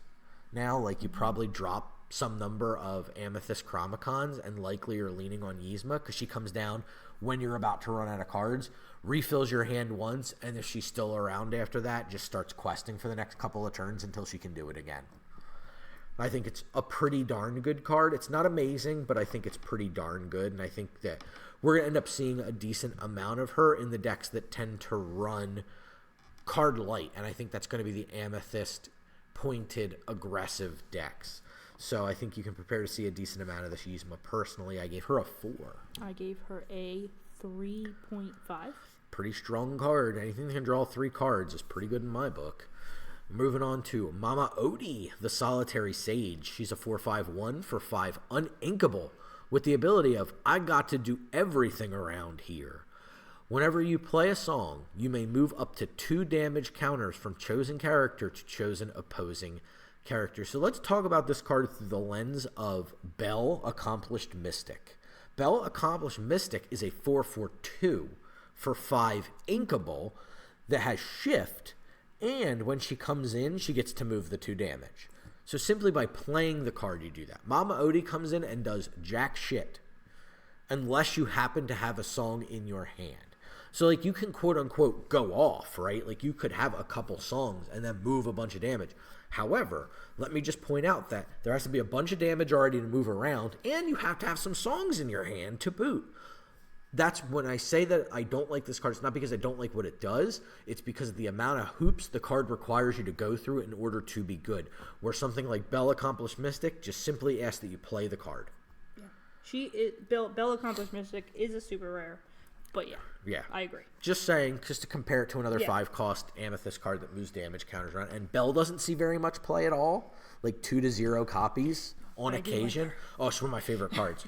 But there's no way Mama Odie sees play. No. That's kind of my parallel here. So I just want to give you sometimes I can give you some insight as to what I'm thinking and why I'm thinking it. So I give this one a 2. And I think I agreed. You give it a 2.5. I gave it a 2.5. I think I agree with the 2, though. Yeah, it's just not that good, unfortunately. Next up is Peter Pan Shadow Catcher. It's a 1/3/1 for 4 uninkable with the ability of gotcha. During your turn, whenever one card is put into your inkwell, exert chosen opposing character. That old Peter Pan catchphrase, gotcha. Gotcha. Remember him saying that a lot in the movie? I don't. No. But he does have the quote that is, no, this quote's made up. It's the pen. Yeah. I do like this card. It's a cool card. Yeah. I wish that it were a little bit better. I wish it was like, if it's going to be uninkable, I think it should be cost 3. Yeah, I wish the cost was less or that it had some flexibility in being able to ink it or not. I do like that it can be pretty powerful. Whenever you ink a card, exert a character. Again, not to keep leaning on Blurple, but it's hard to not talk about ink and blue. Yeah. So being able to exert 2 characters or just having a stream every turn of knowing you're going to exert that character puts your opponent under some pressure to do something and not just kind of fart around. As a player who has played a lot of Amber Emerald, this is a little scary. Like, I need my cards to be able to stay up so you can't hit them because I need to fart around. Yeah. And just telling me I can't fart around is scary. I think this card is going to be significant with cards like Oswald that we're going to see a little later. Oswald very much is like the definition of a card that wants to fart around. Like, that is premier fart around territory. Yeah, I had to play against that today. Yeah, so giving Purple the ability to interact when they're quote-unquote farting around is, I think, going to be a little bit more important. So this Shadow Catcher could end up seeing play. I gave it a 3 because I think it's got some... Yep, I gave it a 3 as well. I think it's got some legs for sure. Next up is the Mad Hatter. He is an eccentric host, as opposed to the March Hare, which was a something host. What the heck was he? He's an absurd host. Absurd host. This one's an eccentric host. So it's a 1/1/1 for 1 inkable with the ability of, we'll have to look into this. Whenever this character quests, you may look at the top card of chosen player's deck. That's you or an opponent. Put that card on top of their deck or into their discard. So I think a lot of people see this, and if you come from Magic the Gathering, this immediately makes you think about mill. I do not think that's the correct implication for this card. I think this card is likely more powerful being able to, in the early game, sort out your draws. And in the late game, make sure that they don't have a key threat on top of their deck that you don't want them to have. Like, right? Like, how many times are you like, oh, just don't top deck this? Now you can kind of get a look. And if it's not that, you just put it back. Right. I win if they don't be prep. Right. Not be prep. I'm good. Yeah, what's on top? Oh, thank God it's not be prepped. Okay, cool. Really neat card. I think that this is one of the more interesting cards we've gotten to talk about in this set. I think just in general in Lorcana, it's a card I think I scored it a little higher maybe than it might end up being, but because I want it to be good. It's asking so little of you. It's a 1/1/1. You play it out early. It does not get you a card back, so it doesn't fill in the position of like Chernobog's Followers or the Broom or the Diablo. Like, it's not immediately giving you a card back. This is a much more like value over time kind of card. So again, you have to think about your deck. Can it afford to have a card like this in it? But I do think that as a 1-drop, it's one of the better ones to have in the late game. It's up there with Broom, where you can just quote-unquote cycle the Broom, where you play the Broom as a 1-cost additional feed any character to draw a card. I think Mad Hatter has some late game implication as he can start to, now I'm looking at my opponent's deck and really trying to decide, am I dodging bullets or not? I like it. I think it's a neat card on the whole. I don't know how much play it'll truly see, but I think it's one of the cooler cards that's not asking a lot of you, unlike that Mama Odie. So I would give this Mad Hatter a 3.5. And I gave it a 3. Really good card. This is a very merry unbirthday on this day. Happy unbirthday to anybody out there who's listening. This is a 1-cost inkable song that lets each opponent put the top, it doesn't let them, it makes them. Each opponent just does this, put the top 2 cards of their deck into their discard. Again, we're talking mill. I don't think this card's going to be there. I mean, if you want to play Merlin Cottage and Merry Unbirthday and try like this weird lantern control deck with your Mad Hatters and stuff, I think you're going to have a good time, but I think it's going to be a really tough strategy to see through. But sounds fun. I would want to try it, but it's a little too upside for me. I don't think this card's quite there yet. I think over time, maybe that'll change, but for now, I gave this a 1.5. And I gave it a 1. Somehow there's a character after the action in this one. That stupid Stitch screwing everything up. This is Genie, Wonderful Trickster. This is a 4/7/2 for 7 inkable. Has shift for 5, and it has 2 abilities. Your reward awaits. When you play a card, draw a card. Whoa. Second ability, Forbidden Treasure. At the end of your turn, put all the cards that are in your hand on the bottom of your deck in any order. Dough. Like, it's just not, unfortunately. So let me give you the idea here. You're going to play this Genie as soon as you can because it just makes sense to do it. And then you're going to put your whole hand on the bottom of your deck. That's what's going to happen to you. I get it. I totally get it. I want to play this and Popsicles and every little cantrippy card I can to turn this into, like, play this draw card, play this draw card, play this draw card, play this draw card, play this draw card, so that I can try to, like, run my deck out of cards so I can do the We Know the Way combo with Alan-a-Dale or whatever. I get it. Believe me, I want this as badly as you do, dear viewer, dear listener. But you're going to play this card. You're going to discard your hand. Your opponent's going to remove this card, and you're going to lose the game of Lorcana you're playing because you're playing with this Genie. It's unfortunately not good yet. I don't know as though it'll ever be good, but it's certainly not yet. I gave this one a 2. I gave it a 2. It is unfortunately not a good one. Next up's Making Magic. This is an action for 3 that is inkable. Move 1 damage counter from chosen character to chosen opposing character. Draw a card. It replaces itself, but it costs you 3 ink. It can be inkable, so it's like fine-ish, but like I don't even know if I'd want to play this in limited other than like it's the very last card I need to put it in my deck because at least it's inkable and draws a card. So I gave this one a 1.5. I'll give it a 1. Yeah, just not a very good card, unfortunately. Next up is Lose the Way. Exert chosen character, then you may choose and discard a card. If you do, the exerted character can't ready at the start of their next turn. You get all that for 2 inkable and possibly 2 cards. Yeah, I don't think this one's quite there. You get the freeze if you discard a card, but it's like, it'd really have to be a weird scenario to where I'd be happy trading in this card and a whole other card. So 2. I'm 2 for wanting to keep a card exerted? I don't know what that card is, but holy crap, what a weird game that I'm in. A, that I'm playing this card, and B, that I'd have to use it this way. But yeah, just don't really think this is a good one. So I gave it a 0.5. I gave it a 1.5. Yes, you did, which puts us at a 1. Next up is Seeking the Half Crown. Great art on this one. This is a 5-cost uninkable action that lets you draw 2 cards. However, you get to pay 1 less for each sorcerer you have in play, up to 0. So if you have 5 sorcerers in play, draw 2 cards for nothing. I don't know if everybody is aware of this card, but there's a card in this game that lets you draw 2 cards by exerting 1 character. It's called Friends on the Other Side, and it is way better than this one is.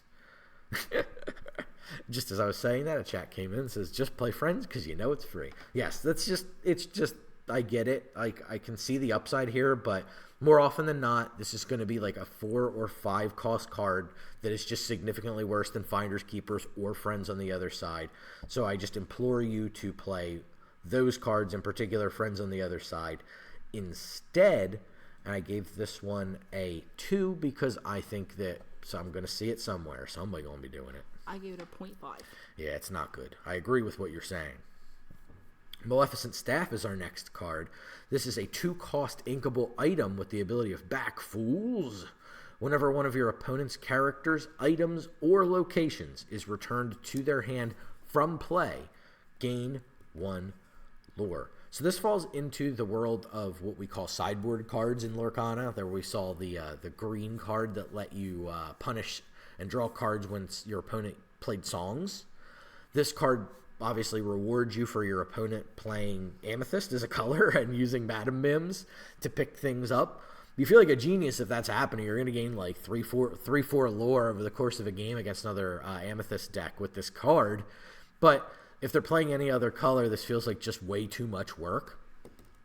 I know some people are like hyperbolically saying this is the card that unlocks Milo Thatch finally, making it so if they banish him, they're going to gain a bunch of lore, and if they don't banish him, he's going to gain a bunch of lore. Yeah. It's funny, but it's not oppressive enough to want to play this card. People are already packing item hate in their decks already, so I just don't think that this card is going to be there. I know it's got its truthers. I know one of our testing team members is one of them, but I cannot in good faith support the people out there who are going to do this. The best I can say to you is you might play one of them in your deck if your deck has a heavy bounce element to it. I give it a 2.5. I give it a 2. Yep, our testing team tried to be a little bit more heavy-handed with it, but I think that 2.5 is about the world it's going to land. Next up is the Mad Hatter's Teapot, a great little piece of art on this one. It is a 2-cost inkable item with the ability of no room. It takes 1 ink and an exerting of this card for each opponent to put the top card of their deck into their discard. So it's more mill. This time it is a repeatable source of milling your opponent out, trying to run them out of cards. I get it. And I know I mentioned Lantern Control, and some people may be like, what the hell are you talking about? It was a deck that let you look at the top card of your opponent's deck and frequently look at cards in their hand to let you pick apart and decide whether they were going to put specific cards in their hand or not. Essentially let you sculpt how they drew. And this, with something like Merlin's Cottage, can definitely do that. I just think it's a lot of hoops to jump through. And in Magic, you have to remember the games are predicated on you have to play lands in your deck. So what happens is you can set up to where your opponent is going to draw all lands, or you're going to shut them off from getting lands when they're land light. And you can't do that in Lorcana. In Lorcana and Core Construct, you're playing 60 good cards. So you're not going to be able to really utilize this card. Break the red purple mirror. I've seen more than one red purple mirror on coverage go to milling, but yeah, it's a little too little, I think, and the cards are just a little too good, and the way you construct decks are a little too robust in Lorcana for a card like Mad Hatter's Teapot to work. As much of a fan as I am of Lantern Control, I just don't think we're going to see it take off anytime soon. So I gave this one a 1.5. And I did too. Next on the docket is Pixie Dust. This is a 4-cost uninkable item with the ability of Faith and Trust. You can exert this and pay 2 ink to give a chosen character Challenger 2 and Evasive until the start of your next turn. So very similar to Maui's Fish Hook. But because it's in purple, I guess, and the characters are a little bit more well statted, this is an uninkable, more expensive option. So it makes it a significantly worse card, unfortunately. I could see a world where you might want this. Like, in Limited, it's interesting. Like, you can give your character evasive quests with it, and then your opponent just can't touch it. So it's, like, a good way to win a game in Limited. But I gave it a 2. I gave it a 1.5. Yeah, not the best. Next up is Fairy Ship. This is a 1/4/1/1 inkable location. So it's our Neverland in Amethyst. So Neverland sees occasional play. It's not the best. I gave it a 1. I gave it a 1. I just don't think this is what you want when you can play the Queen's Castle in the library, unfortunately. Similarly, we have the Mystical Tree, a 1/7/2 inkable with 2 abilities. One is, it does not gain any lore. One is not bad as the first ability. At the start of your turn, you may move 1 damage counter from chosen character to chosen opposing character. Chosen character here. Here. Yeah, you move it from a character here because it's the tree. It's healing it and moving it over. And then the hard-earned wisdom. At the start of your turn, if you have a character named Mama Odie here, gain a lore. Not a great card. As you can see, I gave this one a 0.5. I did too. Yeah, not too bad. What do you think the most impactful card in Amethyst is going to be? And it better be Genie. It is definitely Genie. Yeah, it's not close. Genie's absurd. It's so good. It may be one of the best cards in this set, full stop. It's just really good. It's up there. It's in my like if I had to make like a top 6 because there's like one from every color or something, Genie would be on that list, no question. It'd be very much in the top 3 of that list. Just very, very, very strong. So we're going to take another quick break, and we'll be back at you. Don't worry. We're coming right back for these kinds of things. It's just how it goes around here. But we will be back in just a moment. Stick with us.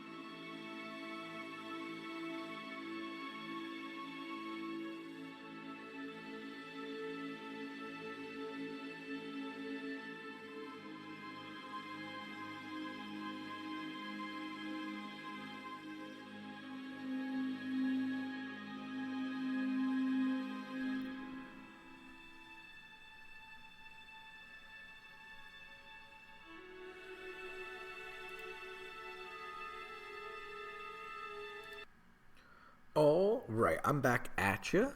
Thanks, everybody, for hanging in. One more time to plug the podcast. We are Illumination Podcast, the Disney Lorcana podcast. We are in your ears every other Wednesday with a brand new episode talking about predominantly core constructed and other elements of Disney Lorcana. So come check us out anywhere that you get podcasts. Appreciate you being here for the set review. Next up, we're going to do the weird card that's technically an amber, but I get it. It's the 6 set, and they wanted to make this the 26 cards, so Stitch is 626. It's a funny idea. It's just an annoying idea more than it's like the annoying outweighs the funny and cute aspect of it. But we have a card here. It is a 1/3/1 for 2 inkable with the ability of need a hand, so you can pay 1 ink to give this character +1 strength this turn. So I do think that this card is actually quite good.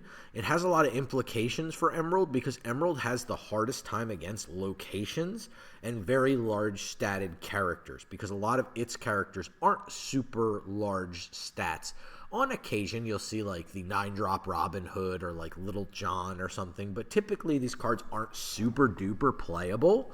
So having Stitch around and then going, you know what, I'm going to take the bulk of a turn off to just whap this location or like spend 3 ink to get Stitch up to a 4 and use it with another small character to take out a location or another character is actually not bad for Emerald. I think this card has some decent implications, more than it looks, on a 1/3/1 at common. So don't be deceived by Stitch. It's actually, I think, a pretty good card.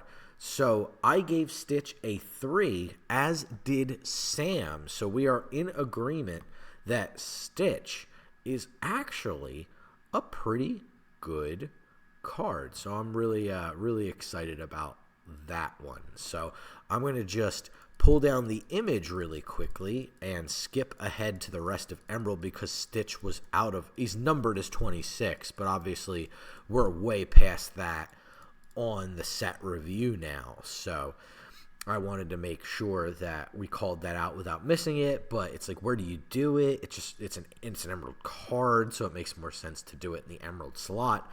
So that was the rationale there. So just wanted to make sure I called that out for everybody. Next up in Emerald is Jasmine, Royal Seafarer. Jasmine is a 2/3/1 for 3 inkable with the ability of, by the order of the princess, whenever you play this character, choose 1. Exert chosen damaged character, or chosen opposing character gains reckless during their next turn. So very similar in that way to Jacques, very similar in that way to Rourke. And I think that that's going to be, if we see this Jasmine see play, that's going to be the more common chosen mode. I think that the exert a damaged character is not going to be super duper relevant. I think more often than not, it's going to be give a character reckless. And I think that that's fine. She's inkable, which is nice. That kind of solves the Rourke problem. And I think that on the whole, the stats are like pretty poor. So she's all right. I think that green's not flush with a lot of options, but I hate seeing yet another 3 in Emerald that you might want to play. So it's just frustrating. But I gave her a 3. Sam gave her a 2. So kind of shooting down the middle here at a 2.5 for Jasmine, which I think is fair. I think she's going to be fringe playable. Next up is Captain Hook, Underhanded. Captain Hook is a 1/4/2 for 3 inkable. 2 abilities on this one. The first is Inspires Dread. While this character is exerted, opposing pirate characters can't quest. Not really much of an ability.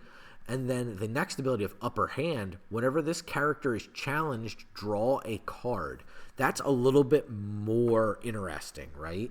Whenever this character is challenged, draw a card.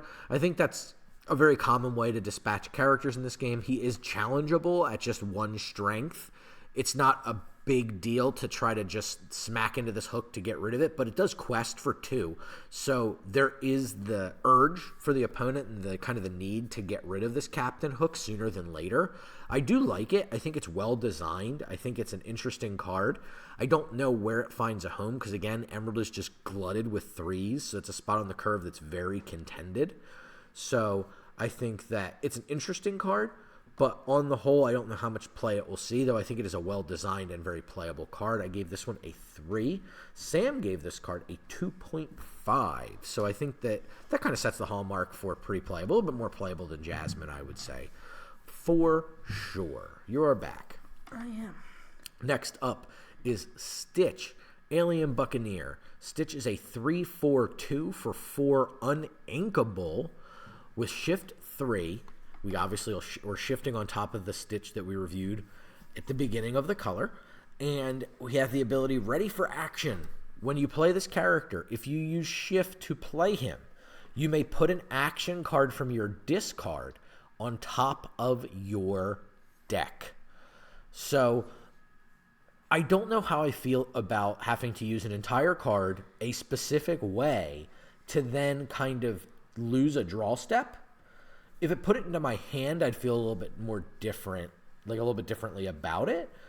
But the fact it puts it on top of my deck means I know what I'm drawing, my opponent knows what I'm drawing, and it's like very set-up-y to get back. That being said, playing a lot of Amber Emerald, there are times where it's just like my song got Ursula and I have to get it back in order to proceed with the gameplay.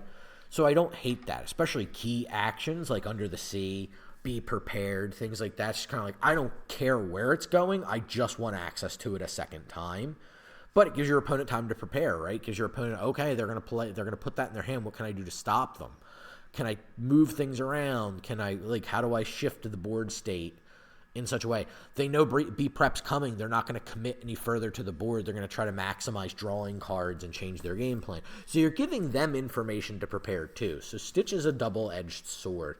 I think that if we see this, because of its uninkable, because of the how difficult it is to make it work, I think we'll see maybe a couple of copies maximum. I gave this card a 2.5. And so did I.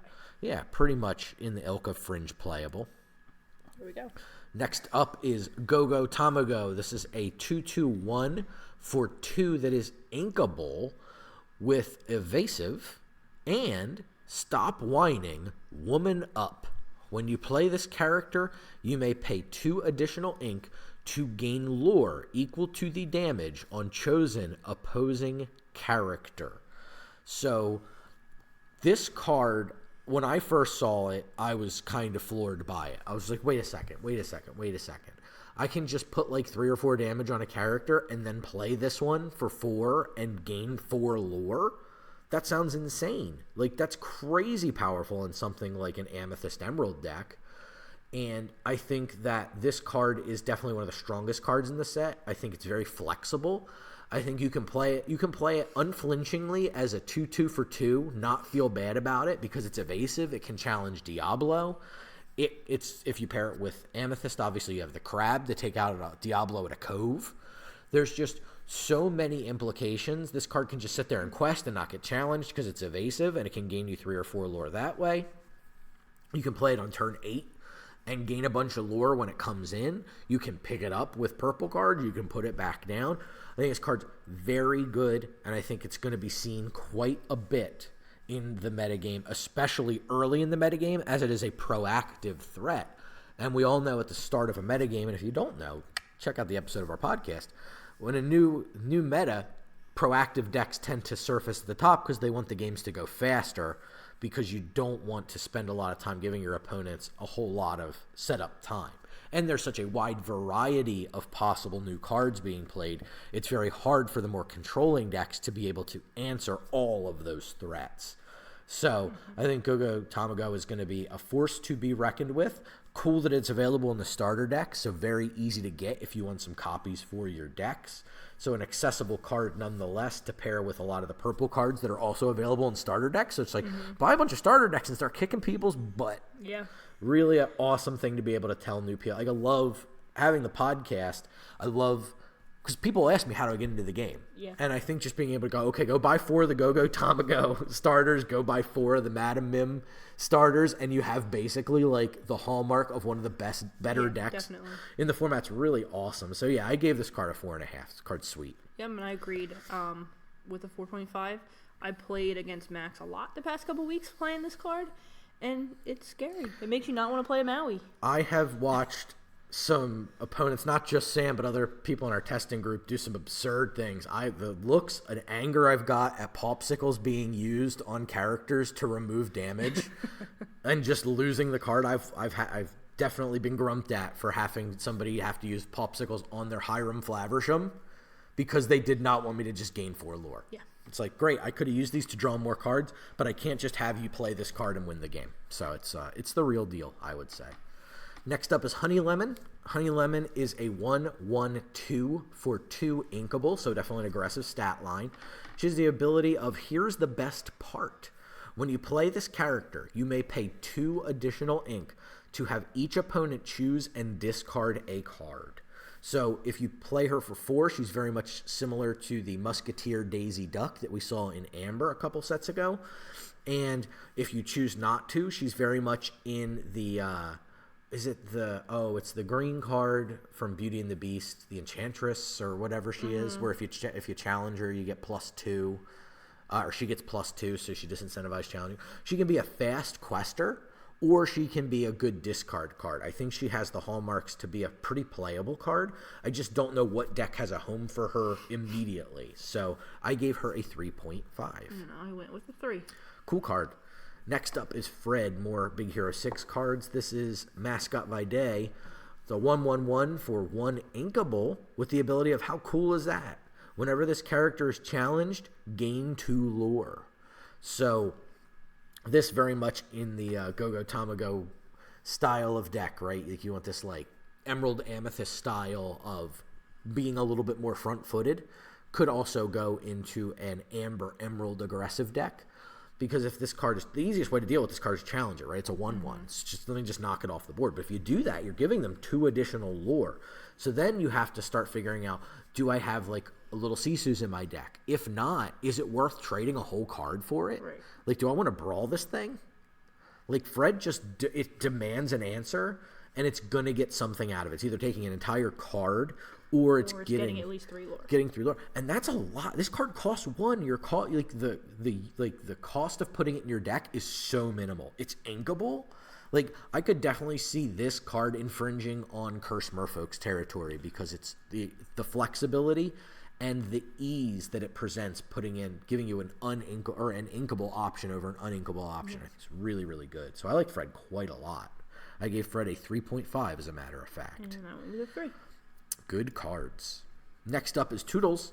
Toodles is a 2/2/1 for 1. Unfortunately, Toodles does not present a shift target, so I gave this a 1.5. And I gave it a 1. Yeah, just relegated to limited. So is Dawson. This is a 3/4/2 for 4 inkable with no ability. I gave it a 2. I gave it a 1.5. Next up is Heathcliff. This is a 3/3/2 for 4 inkable with Ward. Again, we're talking about a lot of this little glut of kind of limited cards here, and I'm not trying to just blow them off, but there's just not a lot to say because we've seen a lot of these cards before in different ways. And Heathcliff, I gave a 1.5. I gave it a 2. Just not quite there for me. Next up is Basil, the Hypnotized Mouse, a 3/2/1 for 3 inkable with evasive. So again, a similar answer. I think Sir Hiss does a better job of dealing with Diablo than Basil does, being 1 whole ink cheaper and not fighting for a spot in that coveted 3 slot in Emerald. So I gave this one a 1.5. I gave it a 2. Yeah, not great. Donald Duck First Mate. It's one of my favorite arts. I just love the shading, the soft colors. It's good art here. It's a 2/3/1 for 3 inkable with the ability of Captain on Deck. While you have a captain character in play, this character gets 2 additional lore when it quests, so it becomes a 2/3/3, which is a much more attractive card. It just asks you to jump through a lot of hoops. Unfortunately, I don't think green is going to be the color of pirates. There are some in green, certainly, but I just don't think that you're going to have a lot of captains and pirates and things like that in your deck unless you're heavy steel with a touch of green in your pirate deck, or heavy amber with a touch of green. I just don't think this card's there. I give it a 1. I give it a 1.5. Yeah, it's a 2-3-1 for 3. We've scored those low enough in the past. I'm not going to score this one much higher. Next up is a pirate. In fact, it's Daisy Duck, the pirate captain. She's a 3/3/2 for 4 inkable with the ability of Distant Shores. Whenever one of your pirate characters specifically quests while at a location, specifically, draw a card. I love drawing cards. I love drawing cards in green. Do you love jumping through hoops? But I do not love having to play pirate characters and put them on locations in green. So, unfortunately, this card doesn't really work for me. I gave this card a 2. I gave it a 1. I just gave it a 2 because it says draw a card on it. Next up is Myrtle Edmonds, Lilo's rival and later friend.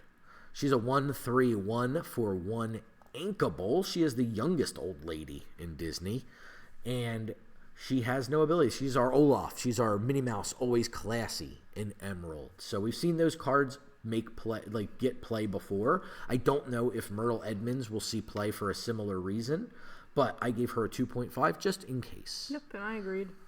The precedent had been set, so there you are. Next up is Prince Philip, the Royal Explorer. He's a 3/2/2 for 3 inkable with Ward. Again, not much more to talk about here than Heathcliff. I gave him a 2. I gave him I can't find it. 1.5. 1.5. Next up is Jasmine, who's a Royal Commodore. She is a 5/5/2 for 6 inkable with Shift 5. She has the ability of Ruler of the Seas. When you play this character, if you use Shift to play her, return all other exerted characters to their player's hands. So you get to be in a little bit more control over this than something like a Milo Thatch. The downside is there is a constraint in deck building for this Jasmine because you have to have a shift target. The good news, I guess the silver lining, is you're in the color of Morph so that you can do something that way too. I feel like you can really catch your opponent off guard if you're playing Morphs and you shift her on top of it. I love the idea of like green steel, like Morph surprise. It's like, oh god, what? Like they play Morph, Like, like just what like terrible one or thing two is copies gonna of a bunch happen of to me? Yeah. things. It's just like Shift Soup. Like what terrible thing is about to happen to me now that they've played that Morph? Shift 5 is a lot when you're talking about a Morph, though. I do like that you're in control of it a little bit more again than something like Milo Thatch. I give it a 3. I gave it a 3.5, only because of the whole you can control it. I like that a lot, that you can choose when that's happening. I will call out that she should be a pirate, though. Even looks like she has a captain. little feather and some relevant type, not Floodborn hero princess. I've noticed that the Floodborns get less keywords. Yeah, makes sense. It's just a shame to me that like you're trying to force pirates in for stuff like Donald and Daisy, and this is not one of them. Very odd. Here's not a pirate. Peter Pan, Neverland Prankster. 4/6/1 for 7 inkable with 2 abilities. Look innocent. This character enters play exerted. Great name for that ability. And can't take a joke. While this character is exerted, each opposing player can't gain lore unless one of their characters has challenged this turn. This Peter Pan has a secret little mode on it, and that is shutting off locations. Yeah. Locations do not gain you passive lore if this Peter Pan is out. Yeah. The nice thing about And this exerted. Peter Pan is it works right away because it enters play exerted. Unlike what we were talking about earlier with Tiana. Right. So I don't know. The problem is there's a lot of these like very expensive green cards, and they haven't really found a home yet. However, we are, I think, going to we started to hear rumblings of the green-blue, the emerald sapphire color combination, affectionately called Baja Blast by a lot of the community, that might be taking shape. This might become a card that people are interested in playing to shut off a bevy of these location decks. If you can get this Peter Pan down on turn 4 or 5, that's a bit of a different use case than this Peter Pan on 7. Yeah, and it's hard to take care of. Yeah. 4/6. 4/6 eats a lot of units. It's very nearly, or I guess I call it the perfect stats for Lorcana. And the reason I say that is because it's too small to be World's Greatest Criminal Minded. It's too big to get Medusa, Brawled, Lil Sisu'd. It's too much toughness or willpower to be hit within a Long Came Zeus. Yep. So it kind of dodges the single removal cards that are most commonly played. So that's an important little piece of the puzzle for this Peter Pan. It's okay. I like it, but I don't love it. I gave it a 3. I gave it a 3. It has potential.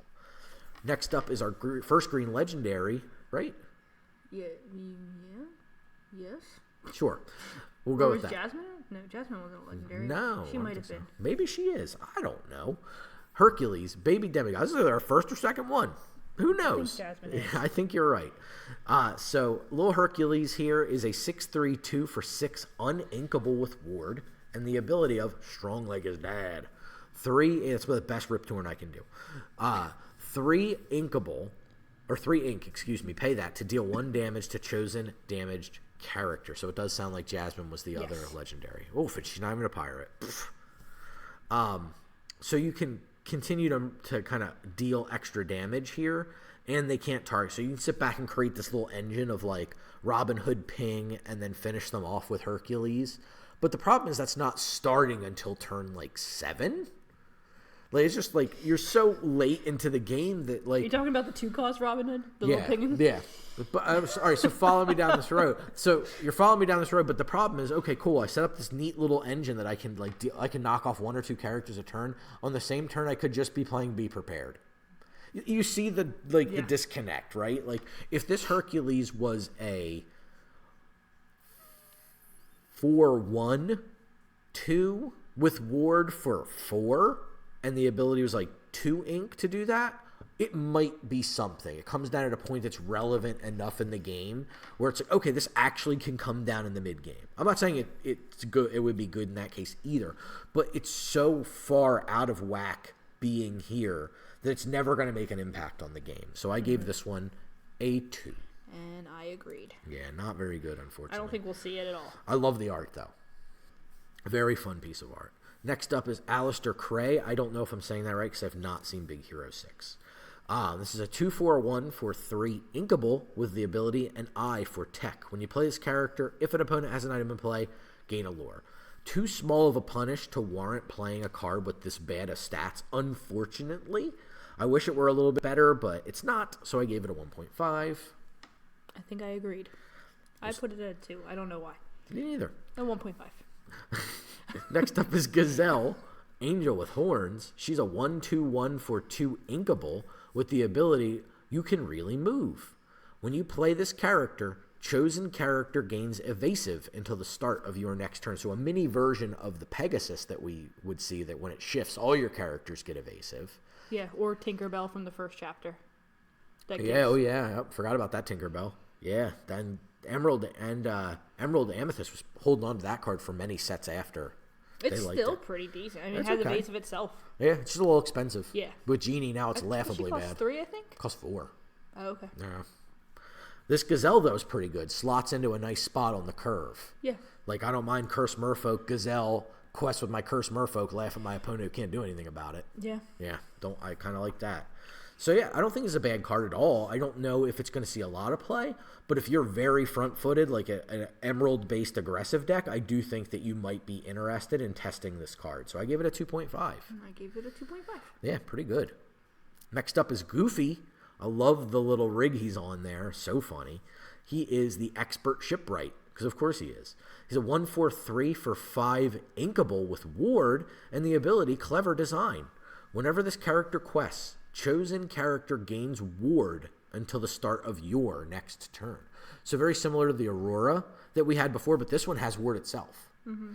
So I like that it's shutting off the single targeted removal because it's susceptible to all of it if it didn't have ward. Great. But I think this is a strong card. It's annoying to get rid of. You pair it with bodyguards. When it quests, it gives the bodyguard ward. It's like, oh, it's a pain in the butt. Or an important character that you put down that turn. Right. It's a good mid-range tool. Unfortunately, I don't know of a lot of good Emerald mid-range decks that would want this. Like, I'm not going to... In Green Steel, you're going to play Beast. You're not going to play this. Like, I'm not saying it's there. I just like it as an option, I guess, is kind of the way I would bake it down. I don't think it's necessarily there. But if you can manage to cobble together a strong synergy, I think this might be a very important piece of the puzzle. I gave it a 3.5, which might be a little too pie in the sky now that I'm talking it over. Yeah, I gave it a 3. Yeah, I think probably 2.5 to 3 is going to be more correct for this Goofy, but I really do like it. Next up is Bellwether. 2/3/1 for 3 uninkable with the ability Fear Always Works. During your turn, whenever a card is put into your inkwell, chosen opposing character gains Reckless.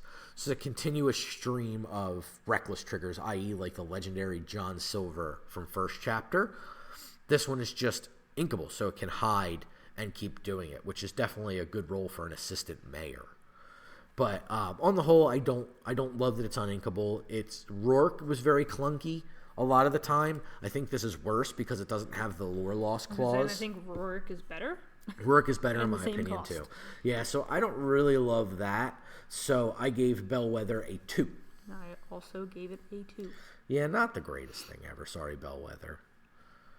Next up on the list is Old Basil, Disguised Detective. Basil is a 4/5/2 for 6 inkable with Shift 4 and the ability Twists and Turns. During your turn, whenever a card is put into your inkwell, you may pay 1 ink. Included, that can be the ink you just made, because you put the ability in the bag and then it's there to use to pay. You may choose an opponent. That's different for this effect. Choose and discard a card. Normally it's each opponent on discard effects, but this one's so repeatable that I can totally get it multiplayer. Not like that's just grief. Yeah, but that's what it does. In core constructed, whenever you ink, you pay 1, your opponent discards a card. I think it's pretty good. I think it's going to need a home. Do you think that this just goes on top of a morph? Because I don't know if there's any Basils we want to play. I don't think there's a Basil, especially an Emerald, that we want to play, and I do not, unless you're playing, like, I could definitely see blue-green being interested, because they get to ink more, so you could, it's not outrageous to be like, okay, morph on, like, Tipo on 2, morph on 3, and then maybe, like, I ramp again, because I went from 2 to 4, so, like, I Azurite C, or I 1-jump ahead, or whatever, and then I play Basil, or maybe I Fishbone Quill, and then I play a small Basil, and then I can shift Basil and use the Fishbone Quill and ink again, and then I just hit my opponent with a You Have Forgotten Me out of nowhere. That's possible. I don't know about in Green Steel how much you want this. I know there is some flex slots open. This could take the spot of Anna. It kind of comes down in the same spot on the curve almost. So it's like you have your morph, you put Basil on it. It's inkable, so the cost of being in isn't super high. I do like that deck gets a couple of more inkables, because sometimes you are a little strained on inking, and it requires you to be very, very cautious with how you play. So it's very possible. I think the card definitely has the hallmark of a playable card. I gave it a 3.5. And I gave it a 4. Yeah, definitely think you're going to be seeing this card more often than not when they're playing Emerald. Next up is Olivia Flaversham. She is a 1/1/3 for 2 uninkable. So she is exactly Pinocchio in Amethyst. She's exactly Simba from Ruby, the 3-cost. They're the three quests, 2-cost, 1/1 stat line. I think that Green wants this because it finally it put this ability into the Amber Emerald aggro color combination. It hasn't had this card before. Yeah. So I think that's an important get for them. It's tough because in Amber Emerald specifically, you have such this tension of cards you want to play that are uninkable. Because you want to play 1-drop Lilo, Curse Merfolk, this card. I think you can get away with switching the Merfolk to Daisy the Duck. Fred. Right? Am I right with Fred? Fred. And then, like to free up spots for something like this.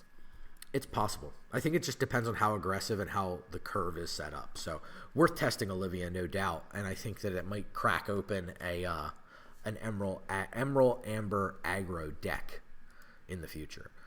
This is one of the most talked about cards. We didn't say what our rating was. All right, we don't get to talk about that Get card too yet. excited. We don't get to talk about it yet. Where are we at? Olivia, 3.5. I gave it a 3.5. Yeah, good one. Now, one of the most talked about cards. So talked about that we almost talked about it too soon. From this set. Oh, man. Okay. All right. Here we go. All right. This is going to take a minute to get through. But this is a 7-cost uninkable action called Bend to My Will. This 7-cost uninkable action has the ability each opponent discards all cards in their hand. So you deplete every single card in your opponent's hand with this card. So this card is expensive. This card does not impact the board in any way. This card is an entire card to use. So you're losing a card to have the opponent lose some number of cards. I think when you're looking at this card, you need to think about, like, how much better is it than a card like You Have Forgotten Me? I think more often than not, it's not going to be that much better. I agree. How much better is it going to be than the new Basil? I think when you look at it that way, probably not a ton better. A lot of people are looking at a very high upside strategy of pairing it with blue so that you can ramp on 2, ramp on 3. So you play your 2-drop ramper on 2. Then on 3, you play either Starlight Vial or the Iago, who's the disguised flamingo. And then the following turn, you can play Bend to My Will after you ink. So you're looking at like a turn 4 Bend to My Will. So the thing is, I think a lot of people are going to see that aggressive. Once I see a Starlight Vial or an Iago disguised flamingo come down, I think at that point, and probably before, I'm going to start playing a little bit more aggressively to the board. And I think you pointed this out when we were talking about it. I think in general, when you see an Emerald opponent, you tend to play a little bit more to the board anyway because you suspect some amount of discard. Yeah. I think the only time, in my opinion, like, I don't think you're trying to, you might ramp to it a little bit, but I would rather have a Prince John down than to play this sooner. Mm-hmm. You know what I mean? So that way, at least you're drawing cards based on how many they discard. Right. I think you want to, it'd be nice to get something out of it, and that's the problem is you go so aggressive. If you go through that dedicated ramp plan, you have like 3 cards, and your opponent has 0. So it's not that big of a differential between the two. So it's really difficult to say how you want to evaluate this card. I think it's going to end up as a top-end card in a more controlling style strategy, and I think it's going to be a 1 or 2 of. I think it's a card that you need to respect, but it's going to be a card that you can't afford to put a lot of copies in and clog your deck up with it. Right. If you're a purple player and I think you see a green player, you just automatically, you don't want to hold, 10 cards in your hand at once, because this could very well happen to you, especially later in the game. Right. It is kind of the way to play around, because the general way to beat the discard decks is to draw cards. Draw a lot of cards. This can upend that strategy, which is why 1 or 2 of them is nice. Right. But I do also think that we've kind of begun to have to play around holding too many cards in our hand due to Clarabelle. Right. Clarabelle is the big punish. I think a potentially bigger punish than Bend to My Will is, to be perfectly honest. I gave this one a 2. You also gave this one a 2. Because I was doing too much talking and I didn't look ahead of time. Next up is Prepare to Board. This is a 1-cost inkable action we'll talk a lot less about. Chosen character gets +2 strength this turn. If it's a pirate, they get +3 instead. I gave this one a 0.5. And I'll agree. It's bad. Heffalumps and Woozles. I'm so happy they made it into Lorcana. This is a 2-cost inkable song with the ability, chosen opposing character can't quest during their next turn, draw a card. Always exciting to see a green song that costs 3 or less and has draw a card stapled to it, because that always can be Ursula'd for 2. I like this card. Yeah, it can slow down an opponent in a slower kind of deck. I think overall I want to just find ways to ramp or to quest more aggressively in my green decks, and I'm worried about slowing down my opponents, but I'll take options. It's not a bad thing. I almost wish this gave Reckless, like, yeah, it'd be instead even better. Instead of just Can't Quest. Yeah, which was the Night Howler Rage in the last set we saw, but it wasn't a song. So I do like this card. I think it's fringe playable. I gave it a 2.5. And I gave it a 3. Yeah, I think that's the hallmark of a fringe playable. Next up is everybody's favorite Mosquito Love and Alien, Pleakley, on the card. Pleakley. Mosquito Bite. This is a 1-cost inkable action. Put 1 damage counter on chosen character. Important to note that this gets around resist, because you're putting the damage counter on. You are not dealing the damage. So a neat way that green has gotten to damage, almost like super damage, different things. So I like that this card exists. I don't think that this card's very good, but I like that it exists. I gave it a 1.5. I gave it a 1. Yeah. Next up is You Came Back. This is another pretty talked about card in the set. This is a 3-cost uninkable action that lets you ready a chosen character. There's no clause about questing or anything attached to it. It's just ready chosen character. So it is pretty good, but I think it's got the high ceiling very low floor because it's uninkable 3 that could potentially do nothing. So it's a really difficult card for me to evaluate. I think it's, again, fringe playable in the right deck. So I gave this one, he came back, a 2.5. So did I. Yeah, definitely the hallmark of a fringe playable card here. A couple of those. Megabot is the next one. It's a 2-cost uninkable item with the ability Happy Face. This item enters play exerted, and the ability of Destroy! You can exert this and then banish it to choose one of these following 2 options. Banish a chosen item, or banish a chosen damaged character. The second part makes it a little bit more flexible, but I think that this card is pretty slow and clunky, so I gave it a 1.5. I gave it a 2. Not much to talk about there. It kind of is fine. Next up is the Galactic Communicator. It is a 2-cost uninkable item that has the ability Resource Allocation. You may pay 1 ink and banish this item. Return chosen character with 2 strength or less to their player's hand. So just like a little bounce on an item. Not exactly what I want to be doing. Doesn't impact the board in a meaningful enough way for me to want to play this. I gave it a 1. I gave it a 1. It is a 1. Next up is Transport Pod. This actually is a 1. Cost inkable item that has Give 'em a Show. At the start of your turn, you may move a character of yours to a location for free.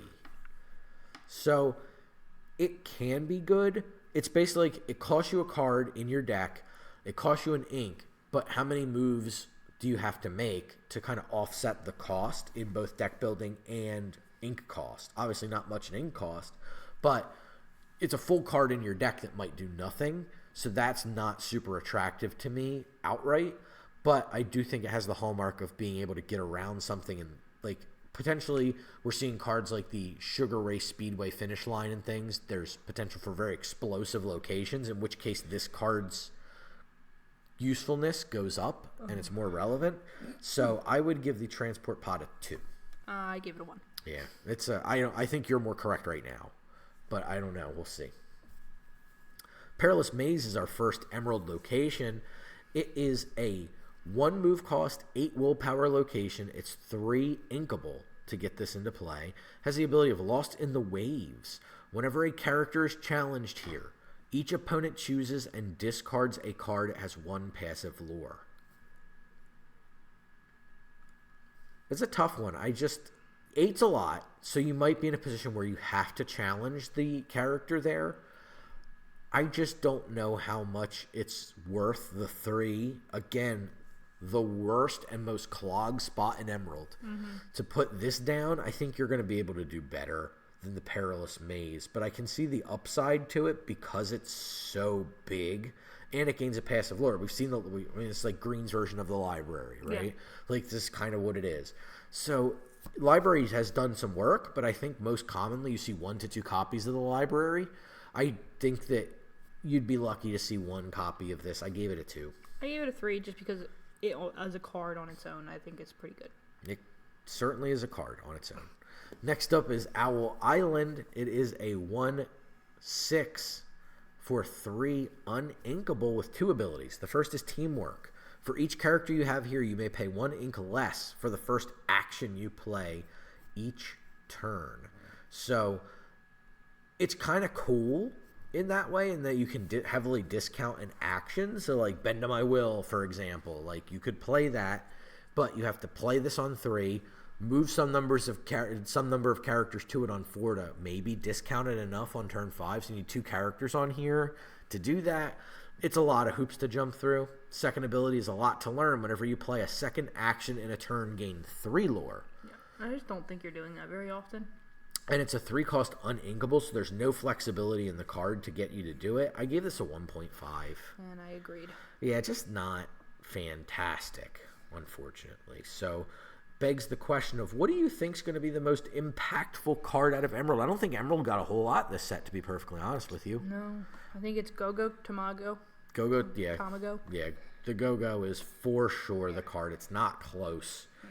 I think maybe next closest would be like a Basil or something. That was my second in line. I think that's a pretty big gap. I think Go-Go is infinitely more playable and interesting in terms of core constructed than Basil is, at least the way I tend to play. I would love to play a Basil deck, don't get me wrong. I love making people discard in this game.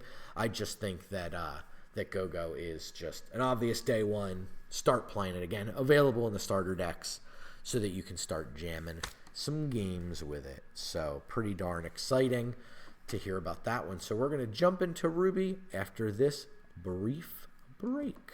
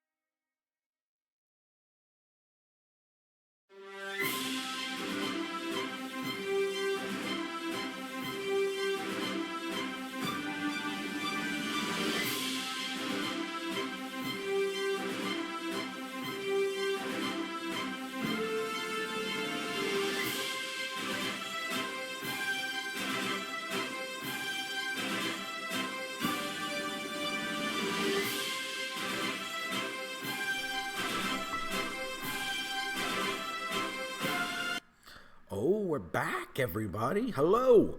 We are going to jump into Ruby next, and I'm going to let Sam walk us through these cards. So, At least some of them. Oh, okay. She's backing out. She's backpedaling. All right, go ahead. All right, so we got Mickey Mouse Pirate Captain, who's a 4/4/2 for 5 inkable with Shift 3. Whenever this character quests chosen pirate character, gets +2 strength, and gains, this character takes no damage from challenges this turn. A lot of Mickey Mouse who's like in charge of a type and just ends up not being very good. Not any problem with the stat lines or anything on this Mickey Mouse. Like, I think that the 4/4/2 stat line for 5 is pretty common in the format. Yeah, we see that a lot. Yeah, we see it a lot in the game. We were talking about the Bell earlier that has it. The Yzma Scary Beyond Reason. Beyond All Reason does it for 6, but has an impactful ability. This one just, again, a lot of hoop jumping. But if you shift it, that's interesting. Then it becomes a more interesting card, I think. But on the whole, I don't think this Mickey really blows me away, and I don't know how piratey our pirate decks are going to be that are going to want this Mickey. But I think it would not shock me to see somebody slap one down in a pirate deck. Yeah. So I gave this one a 2.5. I gave it a 3. Yeah, I think it's cool that you can give your character takes no damage, so you're essentially just trade or taking something out for free. Right. Exactly. Yeah, like using it's kind of like a removal. Right, and with Jolly Roger and things like that, you can rush a pirate in, and it's pretty interesting. Okay, this one is Kakamura, Boarding Party. He's a 5/2/1 for 4 uninkable with Rush. Yeah. We're always getting uninkable Rush characters. Yeah, this one is another one of those, so I gave it a 2. I gave it a 2. Now we have Kakamura Pirate Pitcher. They are 1/3/1 for 2 inkable with Dizzying Speed. When you play this character, chosen pirate character gains evasive until the start of your next turn. Yeah, again, I don't think there's much going on here that I'm interested in, even if I have a pirate, giving it evasive. I mean, it's free, you play this character and do that, but then I have to then figure out why I'm playing a 1/3 that is a 1/3/1, like, that costs twice as much as an Olaf at all. But I don't know. I just don't think that it's quite there for me. This card's a 1.5. And I gave it a 1. Yeah, not very good. We have Jasmine next. She is a rebellious princess. She's a 2/3/2 for 3 inkable with You'll Never Miss It. Whenever this character quests, each opponent loses 1 lore. It's an attractive stat line for the ability. Like, you're going to let this character quest, usually, you might even let it quest 2 or 3 times, you're getting 2 and draining them for 1 is a pretty big difference.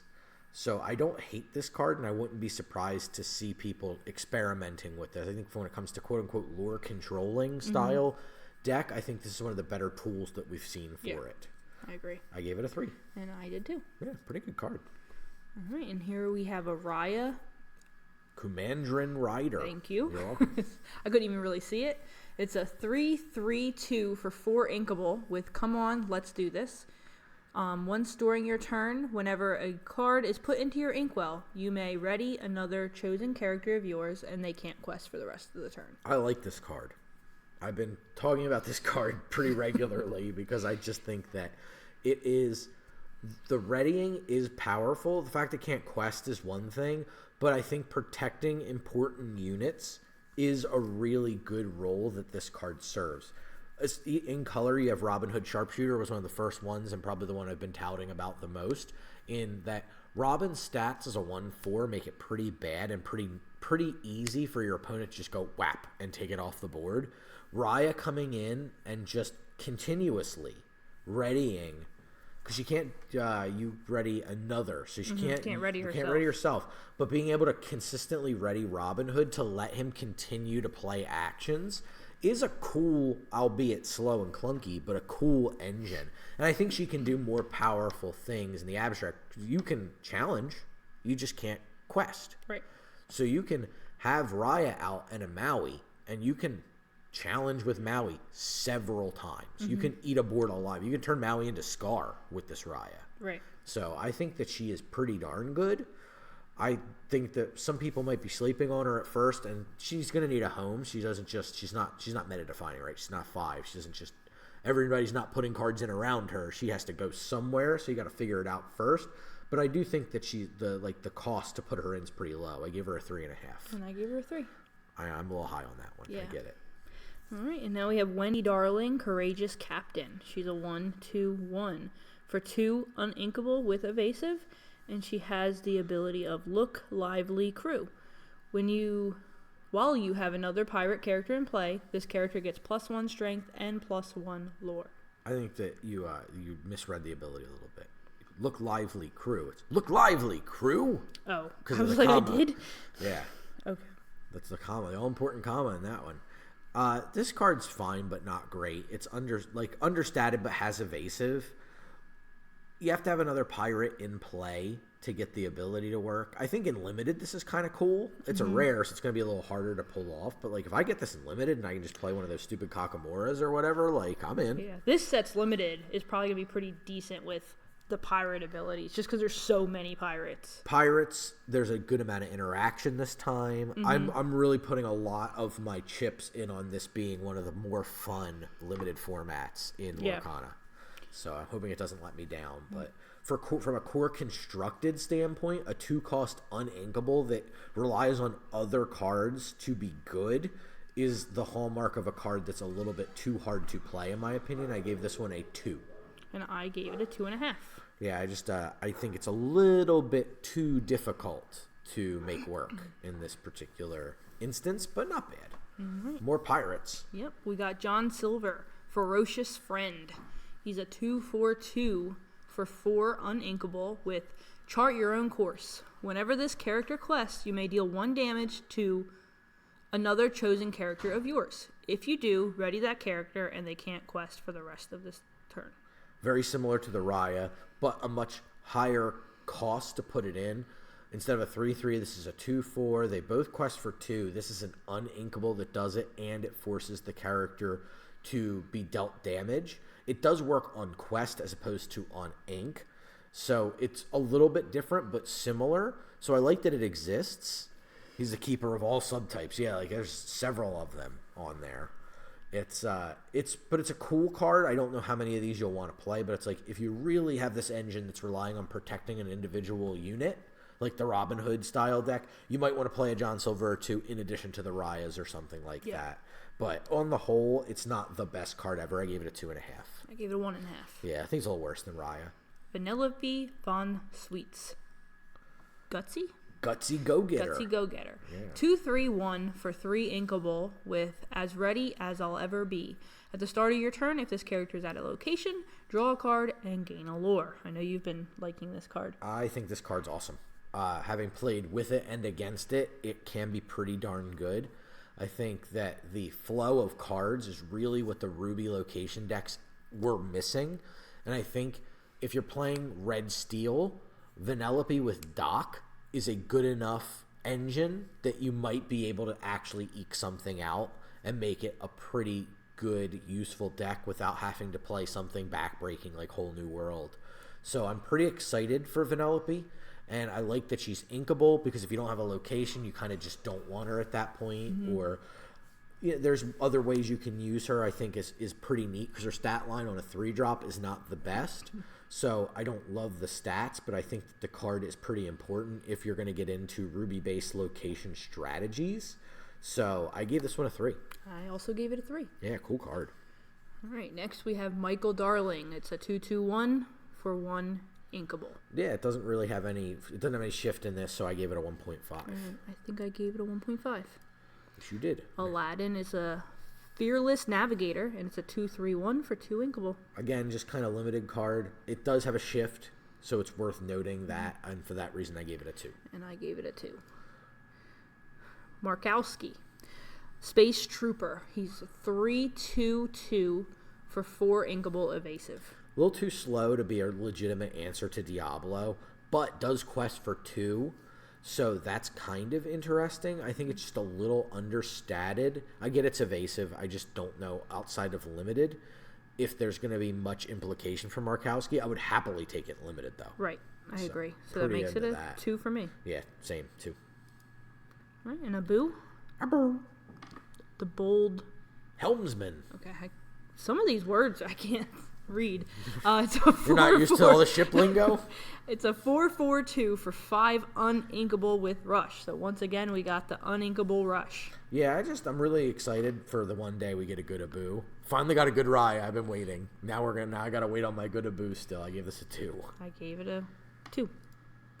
Now we have Mickey Mouse, the Courageous Sailor. He's a 2/4/1 for 3 inkable with Solid Ground. While this character is at a location, he gets +2 strength. Nailed his little subtype that time. Courageous Sailor? Yeah, he nailed it. Nope. Is what I'm saying here. 1. Adora Beazle, Winter Pop, Ice Rocket Racer. She's a 1/5/1 for 3 inkable with Keep Driving. While this character has damage, she gets +1 lore. She's a rocket pop. Did you notice that? Yeah, well, now I do. She's a rocket pop. This is the red, white, blue. Mm-hmm. Pretty neat. Firecracker, I think they're also called. I call them bomb pops. I don't know, whatever you call them, but that's what she is. I gave her a 2. It's not, it's nothing to write home about. 1.5. Yeah, 1.5, not very good. All right, now we got a Moana, which I'm pretty sure is from the new movie. And she is a self-taught sailor. So 3/2/1 for 1 inkable.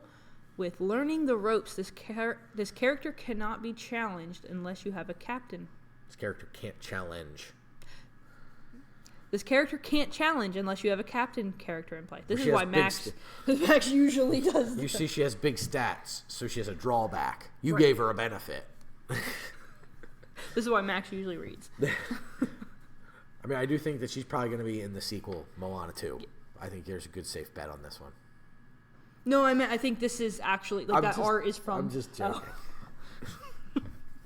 I think this card's pretty good. I think people are going to sleep on this card initially. Yeah, I like this card. The very high stat line. Like, normally we get a 2/2/1 for 1. The extra strength lets her do what we refer to as trading up a lot of the time, which means you spent 1 ink, but there's a lot of things that are like 3 willpower that cost more than that, right? Like, sometimes you'll even play 4 drops that have a lower willpower score. Moana is able to challenge, if you have the captain out, she's able to challenge up.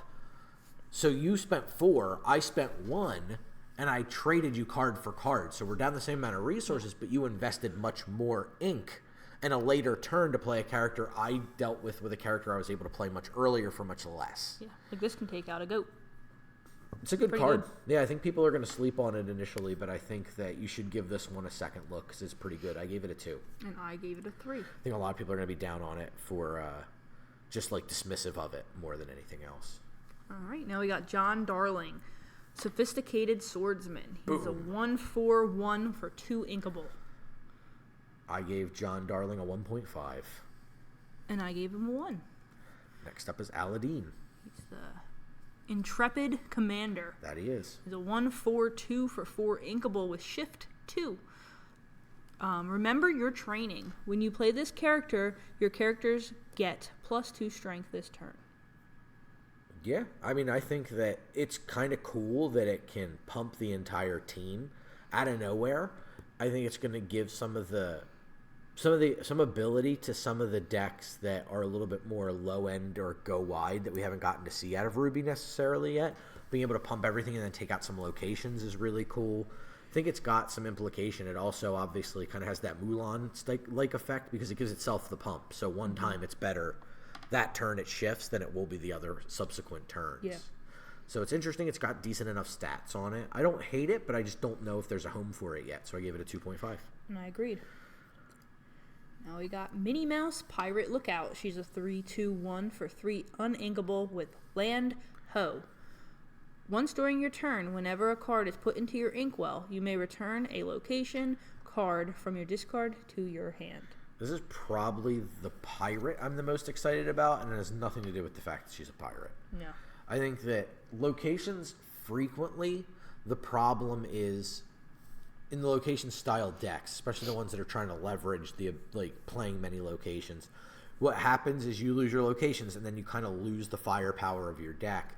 Minnie Mouse being able to get them back for simply taking a game action is very powerful. A lot of times you'll overstretch to get a troublesome location off the board because you need to. And we even see like the blue decks now trading single cards like Hideaway for a location.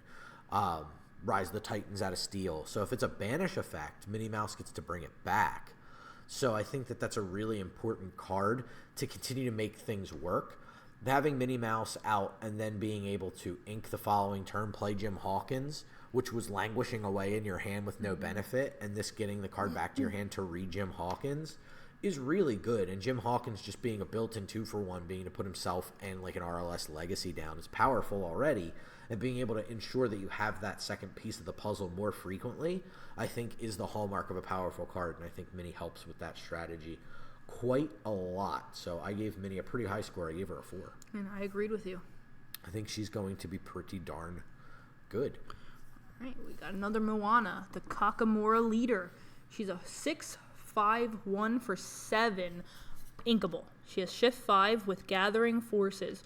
When you play this character, you may move any number of your characters to the same location for free, and you gain 1 lore for each character that you moved.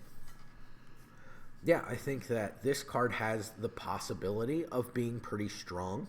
And I know we talked about asking a lot in a few previous cards. Like I'll call out the Daisy Duck, right? But that was drawing a card. This, all you have to do is have characters out. You kind of want to have characters out anyway.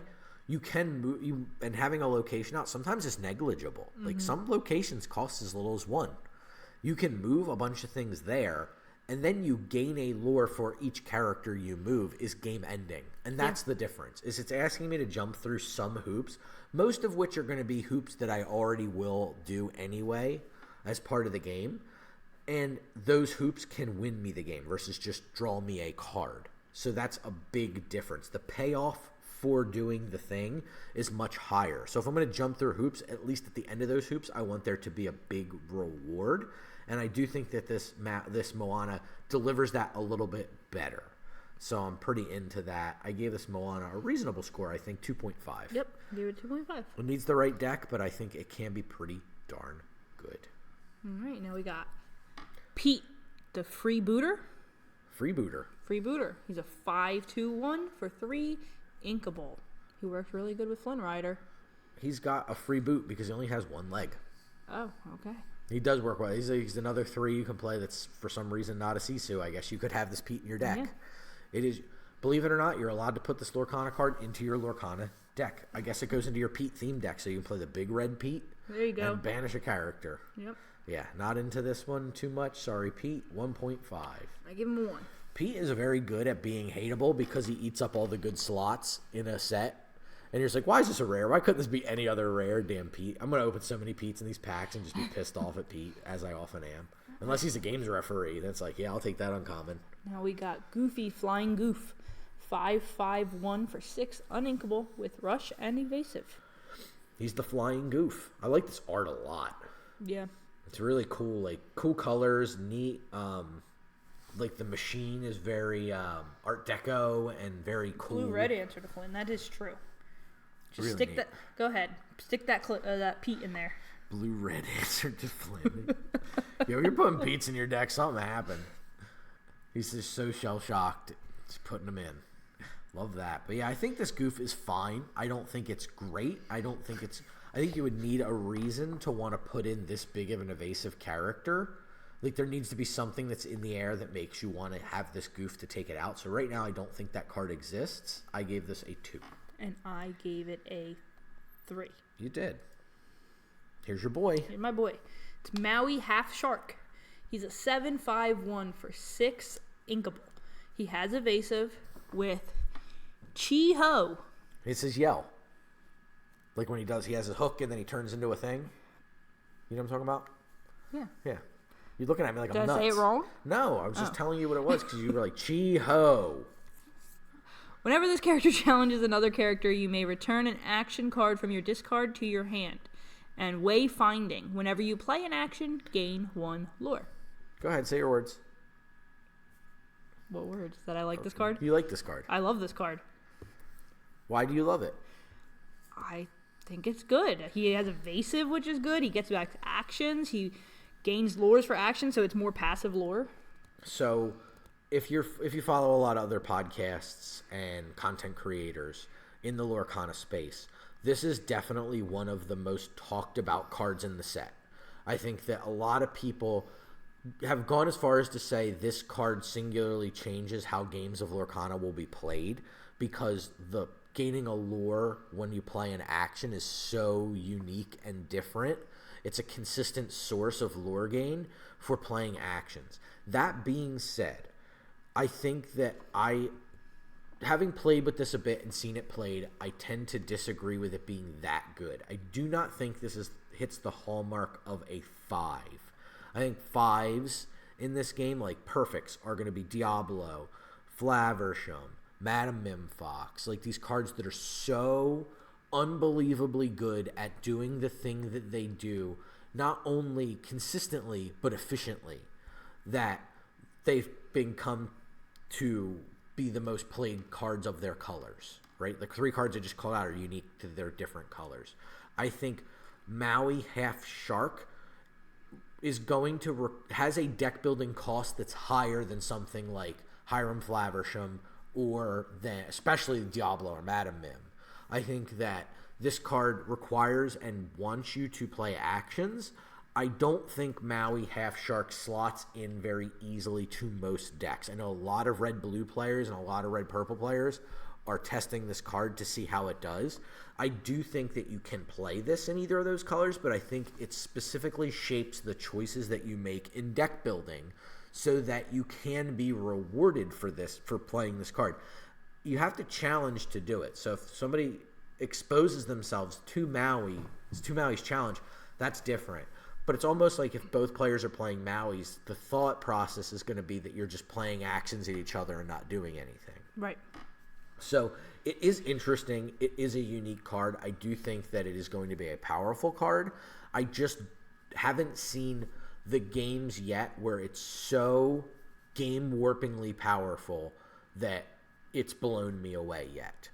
So I hesitate to dip my toes in the space that this is a 5. I think this card is going to be, I think it's because it's so far hyped up that I think this is going to be the biggest comparison to something like Mulan and Super Goof, where we all thought that those cards were going to be completely cracked and completely busted, and those cards are just fringe playable.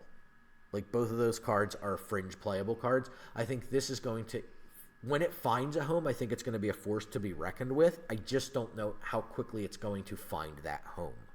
So I think that people are, not to say you are, I think you're approaching it smartly and you're testing it and you're seeing how it works and you're trying to find the play patterns that make it the most successful. But I just think a lot of content creators in the space are hyping this card up to ungodly levels that it could never live up to. Certainly not a demigod. Ungodly goodness. Mm-hmm. That's a good joke. Haha. I give the joke a 5. I give the card a 4. I give the card a 4.5. And the joke? A 2.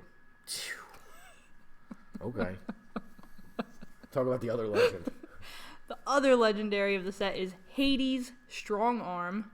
He is a 4/3/1 for 5 uninkable with what are you going to do? You exert this character, pay 3, and banish one of your characters, and you can banish a chosen character. It's a lot to have to pay. And both from a deck building perspective and from a gameplay perspective to make. I do like that it's a consistent, repetitive source of being able to banish something, but it's easily removed.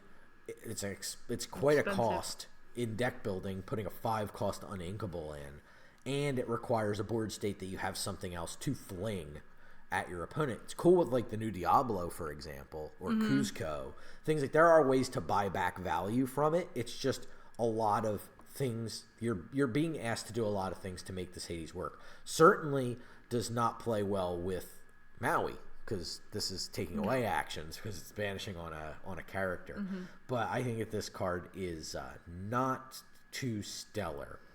Unfortunately for Mr. Hades, I gave it a 2. And I gave it a 2.5. Yeah, not so great. All right, now we got Max's favorite art. Oh, this art is up there. It's up there. It's so good. All right, so Tigger in the Crow or Crow? Crow. Crow's Nest. It's literally in the art. Crow's Nest. It's a 0/4 for 0/4/1 for 3 inkable with evasive and swash your buckles. Whenever you play an action, this character gets +1 strength and +1 lore this turn. This art's so good. I think the card is interesting. I think that this card is very similar to the Maui card we just saw. Like, I think if you're playing the Maui card, you might want to think about, like, all right, if you're playing a deck that wants to max out on 4 sharks, half sharks, I think you're thinking about wanting to play some number of Tigger in that very same deck. Because what you're trying to do in those decks is you're trying to eke out value from your actions. You're making every action, say, gain a lure. Right? So every action when you have the half shark out gains you a lure straight up. When you have Tigger out, you're trying to do that just kind of like a worse version. So if Maui half shark is Merlin Goat, Tigger is Donald Duck Musketeer. So it's like a slightly worse version, or Chip. Slightly worse version of the more powerful card. But I think in a lot of cases you're going to want both almost anyway. So I think that Tigger is better than most players are going to give it credit for, but I do think that it's a card in weird contention with itself because of the strength and lure gain. It's and you wouldn't want to sing with this. Like, no, you can't sing with this. Poopy if you sing with it. Right, like if you're playing this in like red purple with actions and you're gonna have to play friends or sing it with something else because it just doesn't work. And it's just weird. Like, why is it pumping? I mean, I guess it gives you options. Yeah, it's options. But I mean, you're probably not getting this to a big enough like strength that you're gonna do much. I wish it was until the start of your next turn, so it would disincentivize attacks. Yeah. Challenges from it. But yeah, it's not great, and I'm not like trying to sell it as this phenomenal card. I think it's a fringe playable card that a lot of people might want to consider if they're trying to find this action forward deck to put Maui Half Shark in. I think that this card might be a 1 or 2 of to go alongside of it. I don't know if that's person's me though. No, I'm sure it's not. But I gave it only a 1.5. Yeah, and I'm sticking with it. Yeah, I gave Tigger a 2.5 because I do think it's a fringe playable card. The art is sick. All right, now we got Scar, the Heartless Hunter. This is going to be our Store Champs promo. That's right. And he's a 4/2/3 for 5 uninkable with the ability Teeth and Ambitions. Whatever could that do? When you play this character, deal 2 damage to chosen character of yours to deal 2 damage to another chosen character. For those of you who have been playing the game long enough, you will know that this is an action. It's a song that costs 2 and is inkable called Teeth and Ambitions. So it's neat they stapled it onto Scar. This is an interesting card. I think that the fact that... So this has to happen. When you play this character, you do it. It's not a you may. When you play Scar, you do this. So if you play Scar to an empty board, or a board with just an opponent character out, you have to put the 2 damage on your Scar. You're sacrificing your Scar. Right. You have to you're just using 5 full ink to trade 1 for 1. Yeah. I like this card, but I'm hesitant to play it just because if you draw this like late game after the boards are wiped, you can't play it. Yeah, I think this is going to be more at home in a Mufasa style deck than it's going to be at home in a red-purple deck or a blue-red deck. Though I do like that a Quest for 3 plays well with Dime. Blue-red struggles often to keep characters on board, so you're not going to have a target consistently enough that you would risk putting the Scar in. Because otherwise, you just, like, what are you knocking out with this that you're willing to just trade an entire unit for it? Something that would quest to 20? That's about it. That and maybe a Diablo. Diablo's the other one, yeah. So those are the 2 things, but I think that this in a Mufasa deck is quite nice because you can dock on 3 and then Scar on 4, and then you just put the damage on dock, and then you get to shoot something out of the sky, which I think is quite attractive. I think that, that 3/5 line is already one of the defining things in the Mufasa style deck, so adding a flexible option's great, and having Scar and Mufasa in the same deck is thematically quite nice, turning it more into a Lion King deck than a dedicated Mufasa I like the deck. way you think. Yeah, so I don't mind this Scar too much. I think a lot of people are down on it a little bit, like too down on it, but I don't think it's necessarily great either. I think it needs, like the Maui Half Shark to me, a much worse version of that. It needs to find the deck that wants to support it. I gave it a 2.5. And I gave it a 3. I think mostly because I'm a Mufasa player and you like the Lion King. Thievery. I forgot I was reading. Yes. It's a 1-cost action, and chosen opponent loses 1 lore, and you gain 1 lore. I want to call out a card from first chapter when we talk about this card to put this in perspective. Tangled. So this is a ruby action from the first chapter that costs 2. It is inkable, and it has the ability of each opponent loses 1 lore. This is chosen opponent, but again, talking about this from a core constructed perspective, that doesn't matter. Right. But this effect is half the cost of Tangled, and it does double the amount of stuff. And I want to point out, with Shark Maui, this gains you 2 lore. Yes, it does. You gain 2, they lose 1. Tigger gets to quest for an additional lore when you play this card. But I'm just saying, like, on a field, like, imagine you have Tigger and then later you play the Maui and you just go, like, thievery. It's like, holy crap. Yeah. What just happened? Yeah, I was testing this card earlier today with Maui, and I had this at the end with a couple other characters on board, and I just won. It's, I think, a reasonable card. I think that, I believe it's, I don't know who the group, I don't want to call it the wrong group, but there's the red-purple burn deck that had a pretty deep run in Seattle, and I think that this card kind of slots into it. I think Maui Shark might be a good include in a deck like that where you're playing more actions in the late part of the game to close the game out. I think that is a cool way to do it. I think Thievery is a really, like, you just can't argue at what you're getting for the rate. Like, as good or bad as it may be, you're paying 1 ink for it. So it's like, how much can you really complain, you know? I gave this card a 3. I gave it a 3. Yeah, I think it's quite good. All right, now we have Lead the Way, which is a 2-cost inkable action with your characters get +2 strength this turn. 0.5. 0.5. The Islands I Pulled from the Sea. This is a uninkable 3-cost song with search your deck for a location card, reveal that card to all players, and put it in your hand. Then you shuffle your deck. Yeah, this is in fact one of the very first tutor effects we've had in Lorcana that's on straight up an action. Yeah. This is the very, very much one of the closest to a tutor. So in Magic, you had like Mystical Tutor and Lighten Tutor. This is the location tutor. in Lorcana. Really cool to see this card come up, and I see that you're playing it and testing it. I played against another one of our playtest team who was playing this today. So far, I'm liking it. I think it's. I don't think it's like a 4 of or anything, but like as a 1 or 2 of, I think it can be pretty good in a deck that relies on locations to get you over the edge. Yeah, I do think that it has some implications. I like that the stat line's right to sing it in a specific deck. So if you're playing a location dedicated, you're probably playing Vanellope and Mickey Mouse, both of which, or Minnie Mouse, the new pirate, both of which cost 3. Yeah. So I think that this is very much a card that can keep things flowing for you. I don't think it's bad. I like that it's uninkable because it literally is so flexible, can find any location in your deck. So I think it should not be inkable. Yeah, and for me, in playing this in red purple, singing it on on 4, and being able to get your location and play it on 4 can be really strong. Yeah, it's an awesome card. I gave it a 2.5. And I gave it a 3. Yeah, really a cool card to see. Now we have Energy Blast, which is a 7-cost uninkable action that is banish chosen character, draw a card. So it's a Dragonfire, withdraw a card. Right. Essentially, what we're saying is in Lorcana, the cost of a single card is 2 ink. Because Dragonfire costs 5. Yep. So I think this is a fine card. I don't think you ever play more than 1 copy of it. You can't do it. You can't trigger it off Robin Hood Sharpshooter. You can't really free it into play. But if you're playing something like Sapphire Ruby, I think that there is a use case to have one of these in your deck.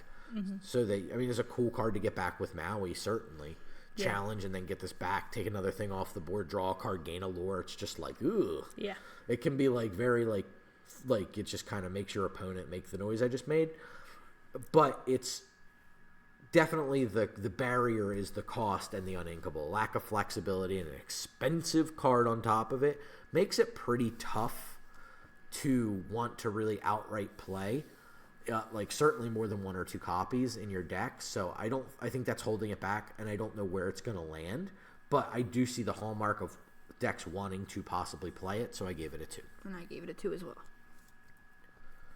All right, now we got Longboat, which is a 2-cost uninkable item with Take It for a Spin. Pay 2 ink, chosen character of yours gains evasive until the start of your next turn. And you can do this as many times as you can pay for it. Yeah. I would consider it maybe in limited. I wouldn't take it highly, but I wouldn't be sad to be past it later on in a draft, or I'd consider playing it just because, like you said, you can just pay 2, and just put your whole team into the air and quest, and that's hard to deal with. Kind of like a fishhook in a way. A little bit like Maui's a little Fishhook, different, yeah. but It's expensive, it's uninkable, it takes up a whole turn to do it, but it could win you a game. I gave it a 1. I gave it a 1.5. Yeah, I think it's probably more accurate 1.5. All right, now we have Gold Coin, which is a 1-cost inkable item with sparkly access. You exert it, pay 1, banish this item, and ready chosen character of yours. They can't quest for the rest of the turn. Right, can't quest, but can certainly challenge multiple times. Obvious use case here is like a Maui, who's also probably a 5 when we're talking about 5s, right? Maui's just so good.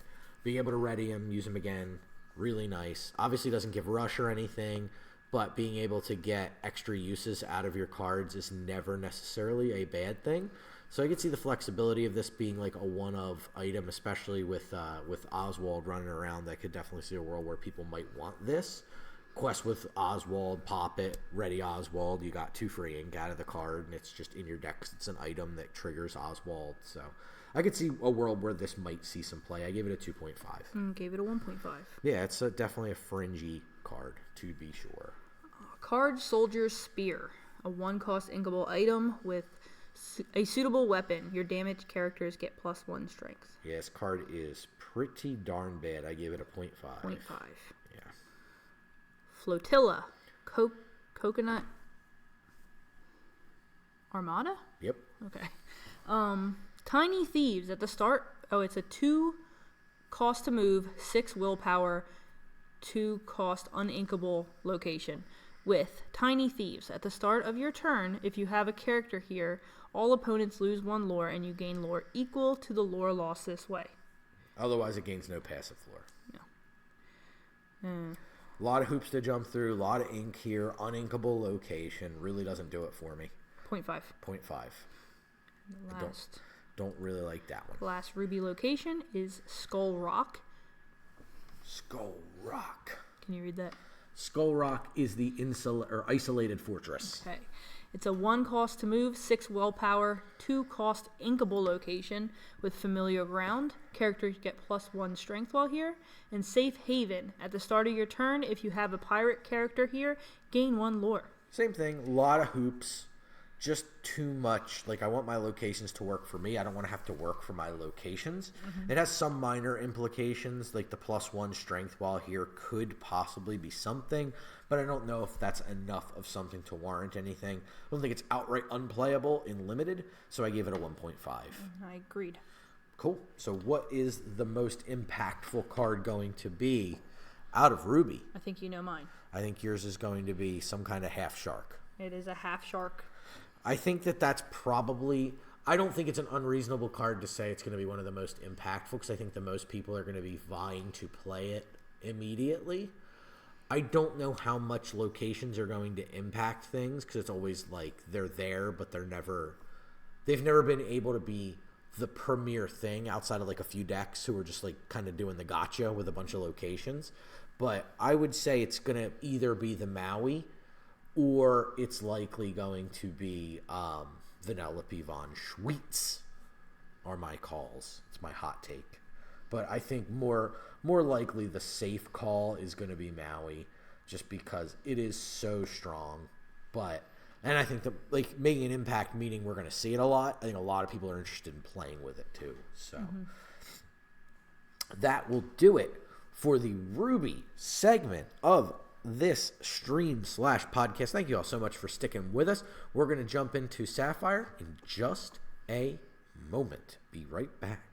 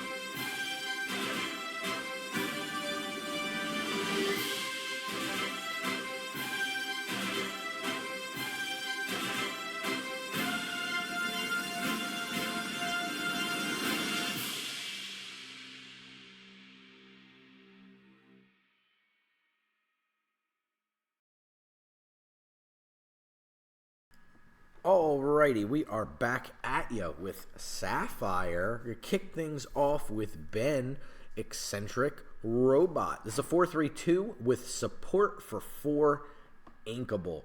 Not much to talk about here. I gave this one a 2. Sam gave this one a 2.5. We've seen this card before. Next up, we have Aunt Cass. She is a 1/3/1 for 2 inkable. She has the ability Happy to Help. Whenever this character quests, chosen inventor character gets +1 lore when they quest this turn. Usually these cards aren't the best. Again, there's a cost for putting these things in your deck.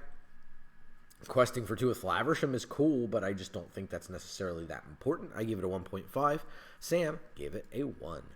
Next up, one of my favorite cards in Sapphire is Gadget Hack Wrench. who is a 1/1 for 3 inkable with the ability of Brainstorm. Whenever you play an item, this character gets +1 when she quests this turn. So she can more items you play in a turn, the more Gadget gets to quest for when she does quest. So it's very interesting that it's Brainstorm, because Magic has an ability called Storm that kind of imitates this. It wants you to play a lot of things in one turn, same way Gadget wants you to play a lot of items in one turn. So a fun little naming convention there on her. And I think that she's a cool card, but not necessarily a good card. You would want to play this in a fun deck, not necessarily a competitive deck in Core Constructed. But I do like this card quite a bit, and I think it has minor implication because the cost is not bad. The stats aren't terrible. At that cost, it's just a little hoop jumpy. So I gave it a 2, and Sam gave it a 2.5. Sam gave it a 3. So a lot of support from Gadget. We have a shift target for Gadget here. This is Gadget Hackwrench Brilliant Bosun. 3/6/3 for 6 inkable with shift 4 on this one.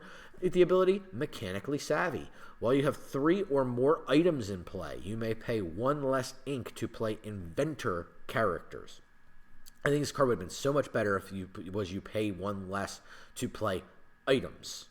I think that becomes a lot more of a card than Inventor characters. So I think that was a bit of a flop in terms of a card. I do think it's a 3/6/3 for 6. She's susceptible to red, but not so much to steel. So that's kind of cool. But on the whole, I'm not too enamored. But this card, I gave it a 2, as did Sam.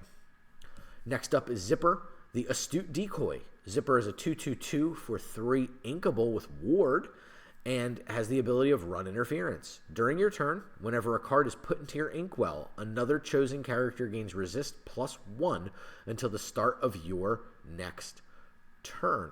So you can do a lot of things with Zipper, and I think that giving resist is kind of neat. I just think that there needs to be a more aggressively footed blue deck in order to make this work. I think the Sapphire decks traditionally are ramp decks that are looking to do things in the later part of the game. I think that we need something that's a little bit more on curve to make this card work, something akin to like the Amber Sapphire Heroes style deck, where it's just more of an aggressively slanted deck that's getting value over time, is where I think Zipper is going to find a home, more so than in the blue traditional Sapphire style play patterns we've seen to this point. I gave it a 2.5. Sam gave it a 2 for that one. Next up is definitely one of the cards that I think is being talked about the most after Maui, is the blue legendary 2-drop Oswald the Lucky Rabbit. So this is a 2-drop uninkable card. It's a 2/1/2, and it has the ability of Favorable Chance. During your turn, whenever a card is put into your inkwell, you may reveal the top card of your deck. If it's an item card, you may play that item for free, and it enters play exerted. Otherwise, you put it on the bottom of your deck. So you get this free look at cards, and you're trying to dig for a whole lot of items. The thing is, right now, I just don't know what a whole lot of items is doing for you, other than the exactly what you'd expect thing of giving you fuel for a Tamatoa. I think until we see more of a payoff for a lot of items in play, or items that do impactful things in the mid game, I think Oswald's going to be relegated to one of those cards that people are testing out and I think end up being just like cool and interesting, but not completely and totally game warping. So I gave Oswald a 4. Sam also gave Oswald a 4. I do like that he can sit there and just do his thing at you, but I think that thing right now is pretty neat, but not necessarily game winning. Next up, we have Yokai, who is an enigmatic inventor, 3/3/2 for 4 inkable, with the ability Time to Upgrade. Whenever this character quests, you may return one of your items to your hand to pay 2 less for the next item you play this turn. So it could be that item. So you can pick up a popsicle and put it back down, which is kind of cool. I think that's probably its best use case, and I do think because it's giving a discount to cheap items and replaying them, I think its best home is going to likely be in a blue steel style deck. So I think that this card is pretty cool, but I think that it has some restrictions, and I don't know as though it's going to replace anything outright. But I do think on the whole, it's a pretty good card. It has the ability of course, when it quests, so it comes in and doesn't do anything. And often when you're paying the 4 ink in the decks that it would be at home in, you want it to do something right away and not just chill. So that is definitely a drawback for the yokai card. I gave this card a 3. Sam also gave this card a 3. Next up is one of Sam's favorites. You want to read this one? Sure. It's Pleakley, the scientific expert. He is a 3/4/1 for 3 inkable with reporting for duty. When you play this character, put chosen character of yours into your inkwell face down and exerted. So obviously the big use case for this one, the Live the Dream, is Tipo on 2, Pleakley on 3. So you're just ramp. So the negative to that is Tipo is a 2, which rewards you for going to 4. Pleakley is a 3 that rewards you for going to 5. Combined, it's kind of just like you can slam a Medusa, which is fine, but not anything like extraordinary, right? Like, I don't think you're going to want to just jam a Maui Shark and tap all of your ink to do it. So I don't know where Pleakley's going to live yet. But I think it is a fine card, and the fact it's inkable is really cool. I think that it's not a high barrier. The stats are alright. Yeah, stats are alright. I like it a lot in Limited because you can just quest with one of your characters, toss it into your inkwell, which is really neat, and you get to ramp. And a lot of the times, your characters have diminishing returns in Limited, to where it's like they just become outclassed and kind of remain outclassed. Pleakley helps you kind of break that serve and get some extra use out of a character before it goes down completely. So a very interesting card for sure. I gave it a 2.5. And I gave it a 3. I think you gave it a 2.5. I agree with a 3. You agree with a 3. Okay, so you made up a new number and agree. Okay. Hiro Hamada, the robotics prodigy. He is a 0/3/1 for 3 inkable with sweet tech. You can exert him and pay 2 ink to search your deck for an item card or a robot character card. Reveal it to all players and shuffle your deck and put that card on top of it. I don't love and we talked about this a little bit before. I don't love the put the card on top of it part, because remember, you are giving up a draw step, right? You're not putting it into your hand. So whatever you're putting it on top, and you're going, I am comfortable enough drawing this item or robot character. Meaning you need to do this on a turn that you think your opponent is not going to be doing much. And you have to be right about that.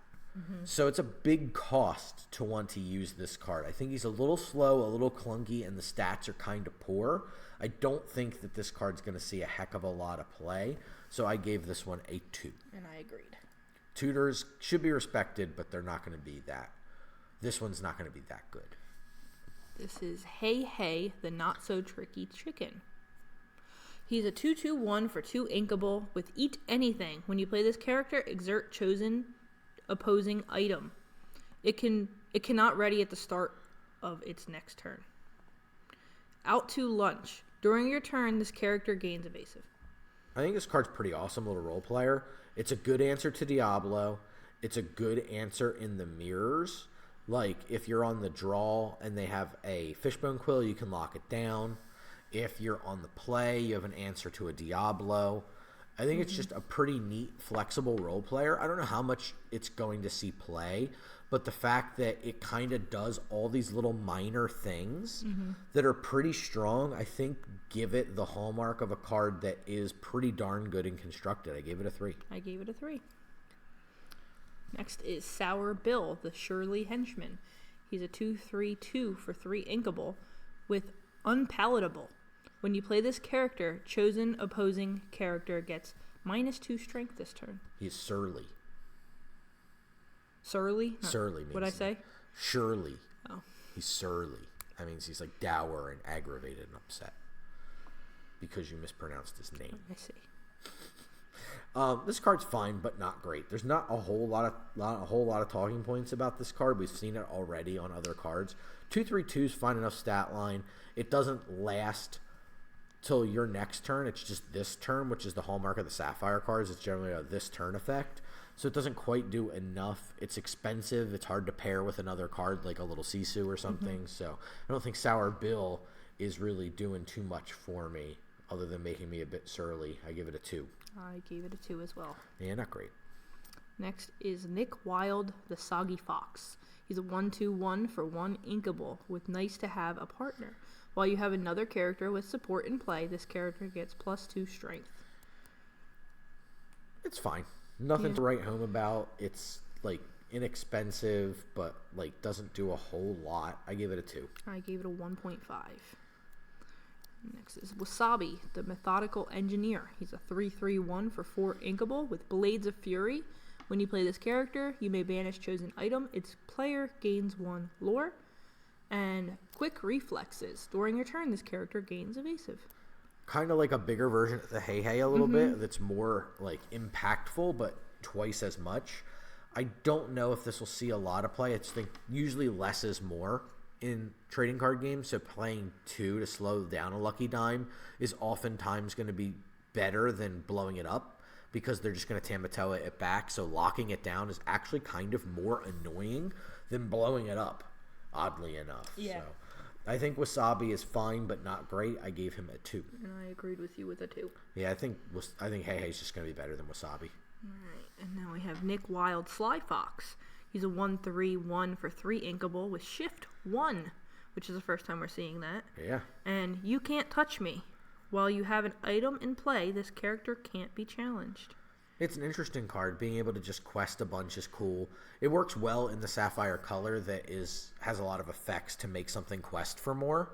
So it's kind of neat to make it a character you can constantly dump that onto that can't be challenged. It's very easy to remove otherwise, unfortunately. But the most common way to remove things is challenge them. So being able to shut that off completely is interesting. So I gave it a 2. I gave it a 2 as well. Yeah. Now we have Gadget Hack Wrench. She's a 2/3/1 for 2 inkable. Yep, not much to talk about. Yeah. I gave her a 1. Yeah, I gave her a 1.5.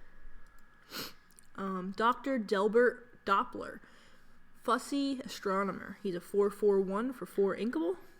Again, not And much that's to it. talk about there. I gave him a 2. And I gave him a 2. Yeah, limited card I would play.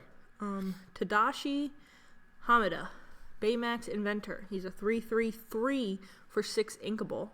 And he has Let's Get Back to Work. This character gets +1 strength and +1 willpower for each item you have in play. He's kind of like the Sheriff of Nottingham. Yeah. Except he doesn't get the cost reduction, but I think at the end of the day, that Sheriff of Nottingham was often getting like a 3 to 4 cost reduction and is about the same size this would be with the amount of items out. So I think they're pretty interchangeable cards. I think this one always costing 6 makes the Sheriff a little bit better, but I'm pretty sure the Sheriff's uninkable. So the inkable makes this flexible. So it's an interesting crossroad of which one you'd want to play more in a particular deck. But I think they operate on a very similar axes. So I think that it's kind of cool to see them both existing and kind of letting you pick. I gave it a 2.5. And I gave it a 3. Hiro Hamada, Team Leader, 1/5/1 for 4 inkable. I need to upgrade all of you. Your other inventor characters get resist +1. And Shape the Future. Pay 2 ink, look at the top card of your deck, put it into either the top or the bottom of your deck. Yeah, it's a cool card. I wish that it was a little bit differently costed than it is. I wish that because it plays well with Hiram, giving Hiram a resist 1 is really interesting. But I think that there is definitely a bit of a tension of them both costing 4. And then obviously Grand Metalla costs 4. There's a bunch of spots in this curve that are at tension with each other. But I think that Hero's ability to just kind of like, in the late game, you can spend your time looking for a card's pretty interesting. Very akin to the Aurora that lets you exert items to scry. This has a similar ability with the ink. So it's a cool card. I just don't know if it's not, like, it's a little too clunky, I think, to see a lot of play, but I do think it has the potential. I give it a 3. I gave it a 3.5. Yeah, it's pretty good. Tadashi Hamada, Gifted Roboticist. It's 2/2/2 for 3 uninkable with Someone Has to Help. During an opponent's turn, when this character is banished, you may put the top card of your deck into your inkwell face down, then put this card into your inkwell face down. Yeah, I think this card's pretty cool. I think that it unfortunately goes into that same deck we were talking about, which is that front-footed Sapphire deck that doesn't quite exist yet. I was talking a little bit about this when we were going over Zipper while you weren't here. I think that we haven't yet seen the Sapphire deck that wants to really quest aggressively outside of the Amber Sapphire Hero deck that we saw place at a couple different small mid-sized tournaments last set. I could see something like that being an aggressive deck. This goes well in it because it easily inks multiple times, so it takes the pressure off your hand to ink. But I just don't know as though this will find a home immediately. I gave it a 2.5. And I'm going to give it a 2.5 as well. I didn't realize when I first read this card that it was only during your opponent's turn that those things happen. Yeah, you don't have any control over it. You're just hoping they get it because it quests so effectively. Yeah. Next is Baymax, the Personal Healthcare Companion. He is a 0/4/2 for 3 inkable, with his first ability being Fully Charged. If you have an inventor character in play, you pay 1 less for this character. And then you said out. Pay 2, remove up to 1 damage from another chosen character.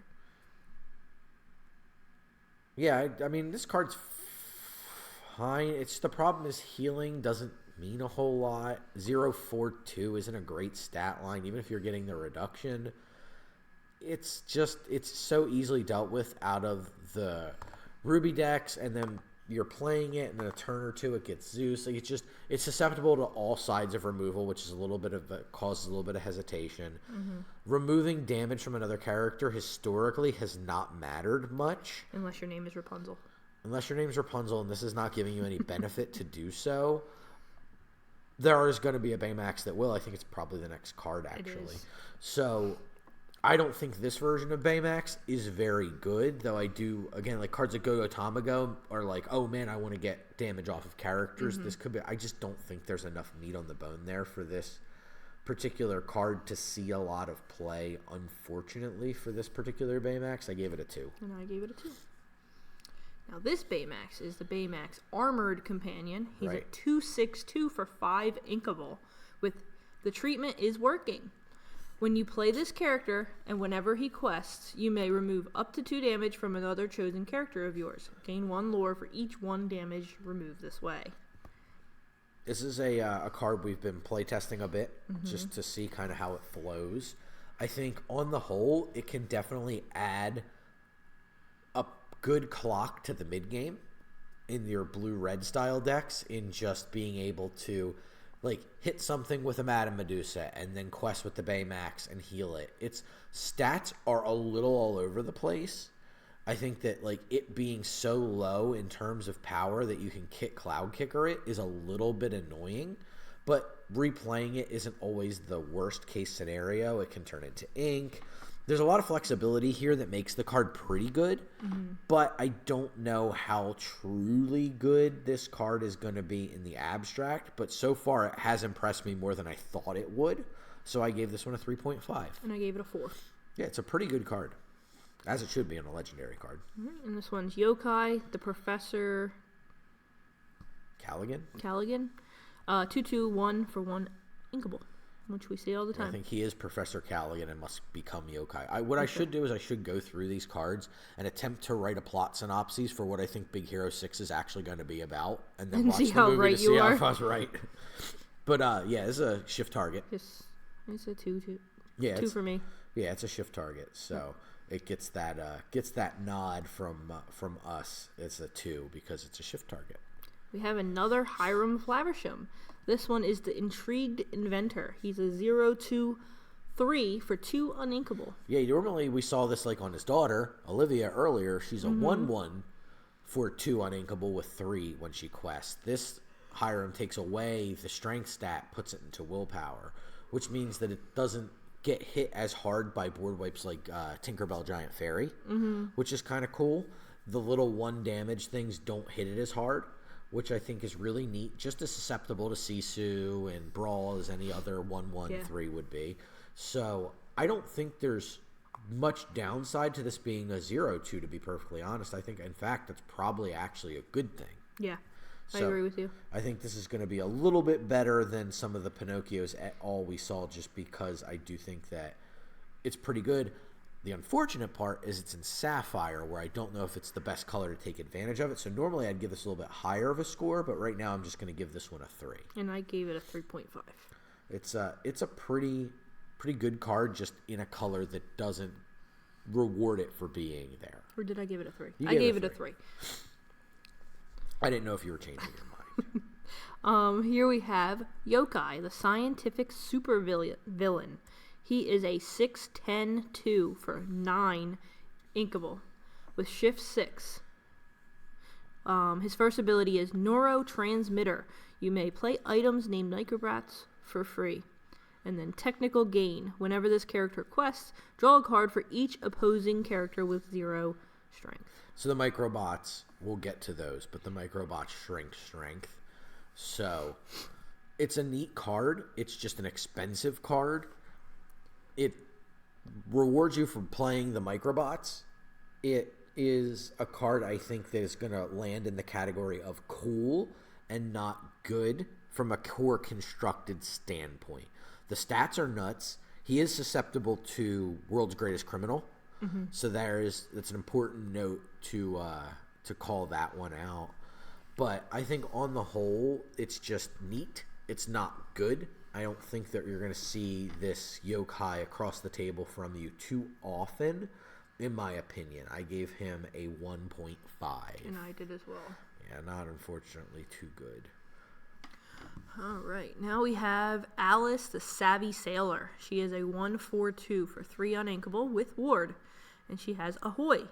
Whenever this character quests, another chosen character of yours gains +1 lore and gains Ward until the start of your next turn.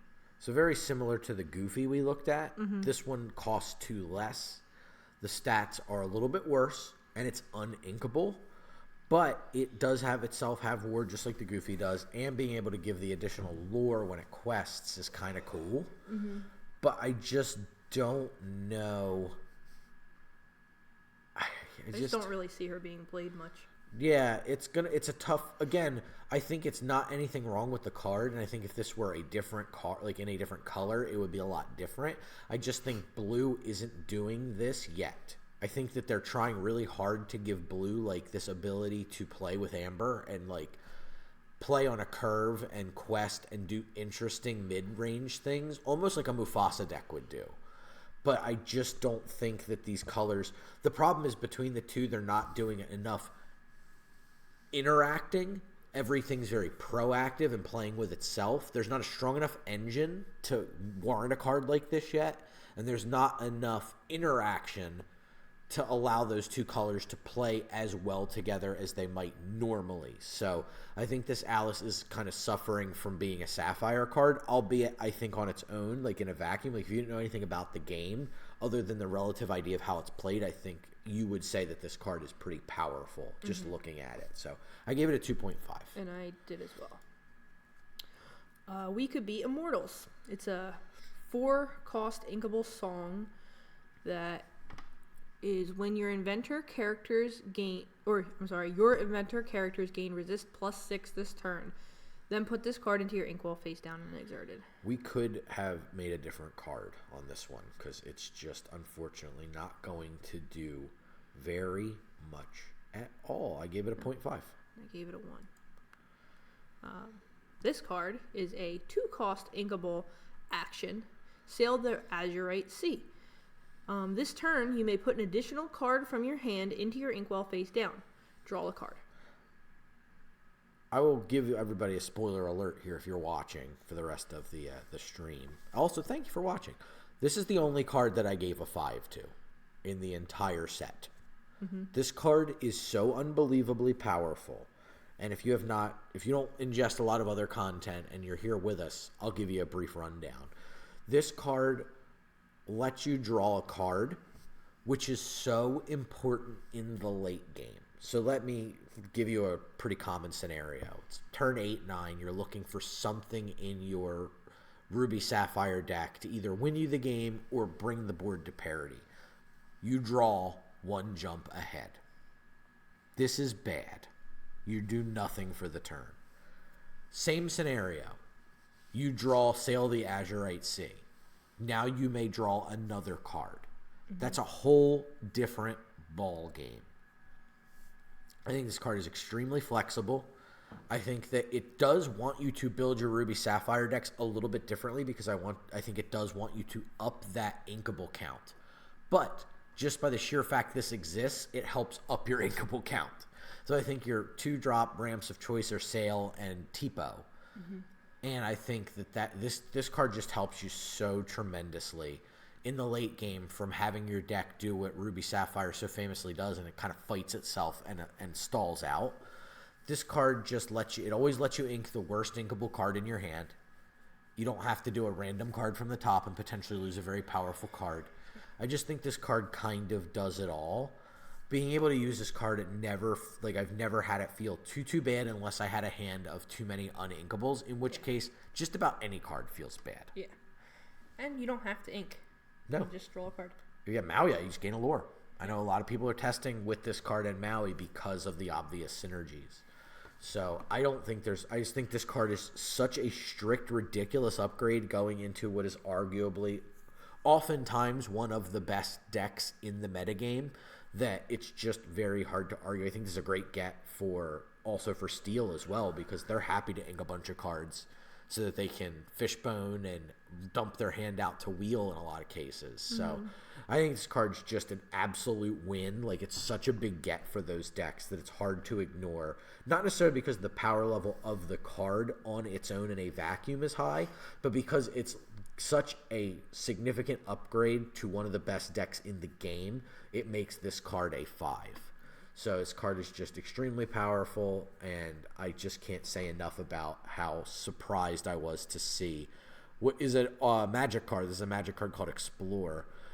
Make its way over to Lorcana. I was not expecting that, and I wasn't expecting it to be this good. So good for you, Blue Decks. You got another good tool. Speaking of something that's not very good. Speaking of the exact opposite. Helping Hand, a 1-cost uninkable action. Chosen character gains support this turn. Draw a card. This card draws a card, and that is about all I can say about that. I'm not happy to play it limited because it's not flexible enough without being inkable. I gave it a 1. I gave it a 1. That was all in the back of drawing a card. Prepare your bot, 1-cost inkable action. Choose one. Ready chosen item or ready chosen robot character, and they can't quest for the rest of this turn. A lot of people are trying to go very, very high upside pie in the sky with trying to pair this with Lucky Dime to be able to shoot, take another shot at it, which it could in those crazy turns where it's I think every Ruby Sapphire player who's played more than a few dozen games has been at a point where if they just quote-unquote had another Lucky Dime or could activate their Lucky Dime again, they would just win, and this lets you do that.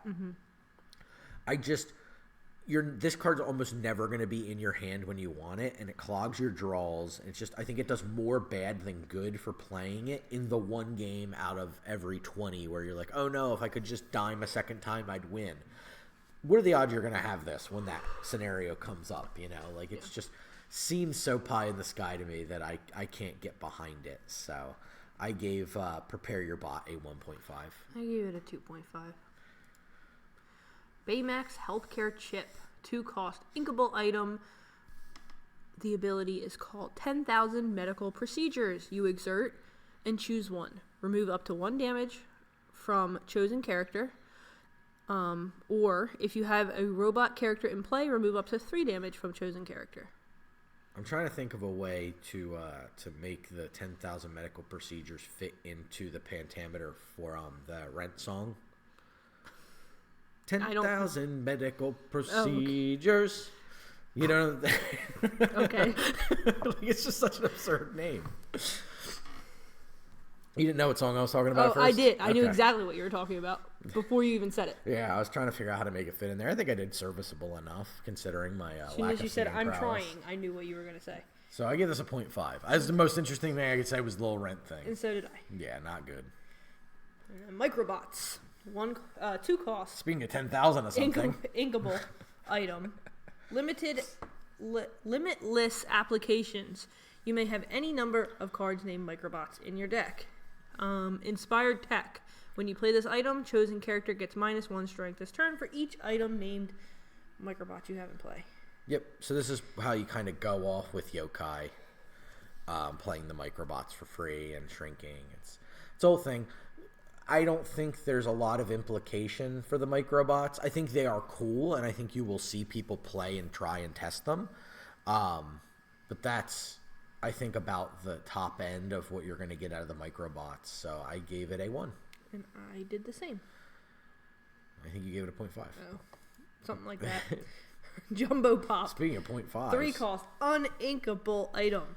Here you go. Banish this item, remove up to 2 damage from each of your characters, and draw a card. This is just a way worse popsicle. Yep, 0.5. Rescue Ranger Submarine. I cannot see the little thing underneath. Mobile headquarters. Thank you. 1 move cost, 8 willpower, 2 cost inkable location with planning session. At the start of your turn, if you have a character here, you may put the top card of your deck into your inkwell face down and exerted. Yes. This is good ramp over time in the same way that the Great Dragon statue is good ramp over time. I think that that's an important one. If your deck wants that, and there are certain matchups where that becomes more value. This, like, many cards over a period becomes more valuable than a card in an early stage of the game. Because this definitely is not that, right? Like, you play it on 2, you're going to have to move a character to it on 3 to take first advantage of it on 4. So it's very slow kind of trickle ramp. But it's consistent trickle ramp. I don't think too many people are going to go over the top to attempt to take out your submarine. They might get a few cheeky hits in when they can, but it's just such a big ask to do it. So I think that the Rescue Ranger Submarine is okay. I gave it a 2. I gave it a 1.5. All right. Now we have a 1 cost inkable location with 1 move cost, 5 willpower. The Institute of Technology, prestigious university. Welcome to the lab. Inventor character get 1 willpower while here, plus 1 willpower. And then push the boundaries. At the start of your turn, if you have a character here, gain 1 lore. Yeah, I don't think this card's very playable. It doesn't do enough. And again, it's not so much of a push that I'd want to play a lot of different inventors and things like that. I think it's a downgrade. I mean, obviously, we're talking about a common. We just talked about a rare location. I think it is a down step. It's not something I'm super interested in playing at all. So I would probably, I gave it a 1.5. I can't really defend it. It's not very good. So, yeah, that will do it for the Sapphire bit of business here. We have just Steel left to go. Poor Steel, always at the end of the stream. It's always kind of like you go through this for 3.5 hours, and you're like, oh, thank God, Steel's coming. So take a little break, clear our throat, get a little drink of water here so that we can not shortchange the Steel color coming up. So stick with us for just a moment here while we take a quick break, and we'll jump right into it.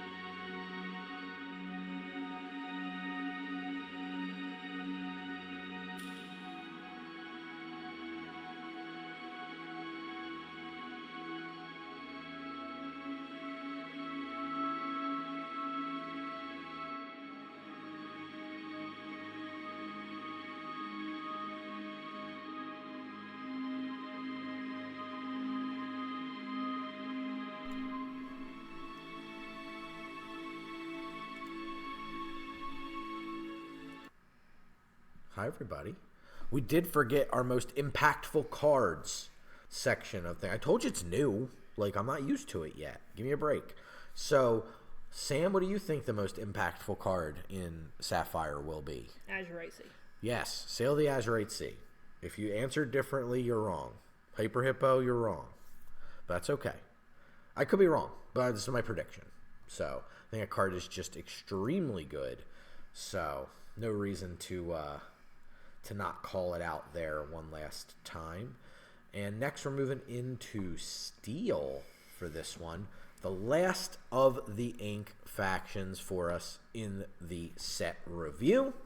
And we are on course to be as long as we ever were with this set review. We've been workshopping ways to get the time down, because I know not everybody wants to sit through a 4-hour treatise on cards. Unless we just were to strip out huge sections of cards, I don't know as though we could. So if that's something you want, like if you guys are going to talk for an hour or, like 40 minutes in each color, I'd rather it be about like 10 cards you're really interested in. If that's what you want to see, you got to let us know. So check us out on Facebook. Hit us up there. You can definitely find the podcast anywhere. You'll find the email there. You can reach out to us any way you want to contact us. Hit us up when we're on stream. Any way you want to reach out, if you have suggestions that'll make the content more appealing for you, we're totally interested in hearing you out, because we want to make the content. We have a blast talking about this. We have a blast having fun with everybody in the Lorcana community, and we want you to have fun with the podcast. So definitely don't be afraid to come shape it and make it something you want to enjoy. So do that. First card on our list is Kakamora, Long Range Specialist. This is a 0/2/1 for 1 uninkable with the ability of a little help. When you play this character, if you have another pirate character in play, you may deal 1 damage to chosen character or location. So a little bit of flexibility in there. I don't think this is enough to warrant wanting to play a 0/2/1 uninkable in your deck. Unfortunately, I gave this a 1. I gave it a 1. I gave it a 1 that is uninkable. Next up, we have more uninkable Kakamora with the Pirate Chief. This is a 4/6/2 for 7 uninkable with the ability of Head Coconut. When this character quests, you may draw a card, then choose and discard a card to deal 1 damage to chosen character or location. If you discarded a pirate character card, deal 3 damage instead. This card is so expensive. It is uninkable. Its stat line is the perfect stat line. I will give you that.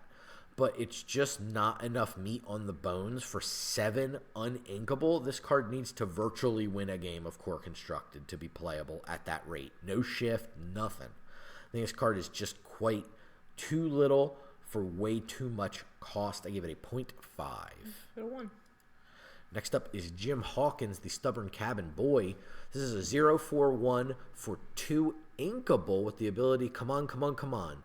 During your turn, whenever a character is put into your inkwell, whenever a card is put into your inkwell, this character, they were just close enough, I guess my brain did that, gains Challenger +2 this turn. So if you ink multiple times in a turn, obviously this will stack so that Jim can turn into a pretty heavy hitter on your turn for challenging purposes, but is very susceptible to being challenged himself, a la the first chapter Dr. Facilier that a lot of folks got to play with back then.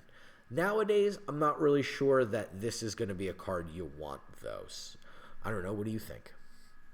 I saw it played today. Didn't look that impressive. It was a 6 at one point. But that was about it, and then it got taken out for no repercussion. Yeah. So it's like that's kind of the negative. When it's good, it's good. It was a 6 for no reason. Right. More often than not, you're not ramping to power up the gym. The gym's just there being powered up. Whether that's relevant or not for him, it doesn't matter. You're not going to change your game plan. You're not going to sculpt a game plan around gym challenging. So I just think this is too many hoops. I gave it a 2. I'm going to give it a 2. Going to give it a 2. So fringe playable indeed. Next up is going to be one of the more challenging cards to cover, because I think on the whole it's just not going to be there. But I want to talk through a card like this because it's very unique for the game. First time we're seeing something like this. This is Mr. Big, the Shrewd Tycoon. Mr. Big is a 1/1/3 for 4 uninkable with the ability of Reputation. This character can't be challenged by characters with 2 strength or greater. So you have to have a small statted, or at least a small strength character in order to challenge Mr. Big, which is funny given the name. I do like that this card is hard to remove, because again, the most common way to remove a character is going to be to challenge it. So I like that this makes challenging difficult for the opponent, especially in the mid-game when oftentimes you're going to be playing characters that are escalating in power and not have a 1-drop or 1-strength character on the board at that point. A few exceptions, obviously, notable in that realm, like Rapunzel. Other cards that are like a little small in the front because they have a big impact on the game through an effect or ability. I think Mr. Big is interesting. I just think that there's not really going to be a steel deck that's super interested in this. Now, we're going to see a Gantu later that curves really nicely with this into like the legendary Wreck-It Ralph, which we'll also see a little later. So it's like you could have a 4, 5, 6 that just is like insanely quest heavy in steel, which is interesting. We haven't gotten to see that. It's just very easy to answer Mr. Big. If you're on the draw, especially and play Mr. Big, and they go and shift to Tinkerbell or something, even if you're on the play and you pass and they shift to Tinkerbell, it just feels like the game's virtually over on the spot.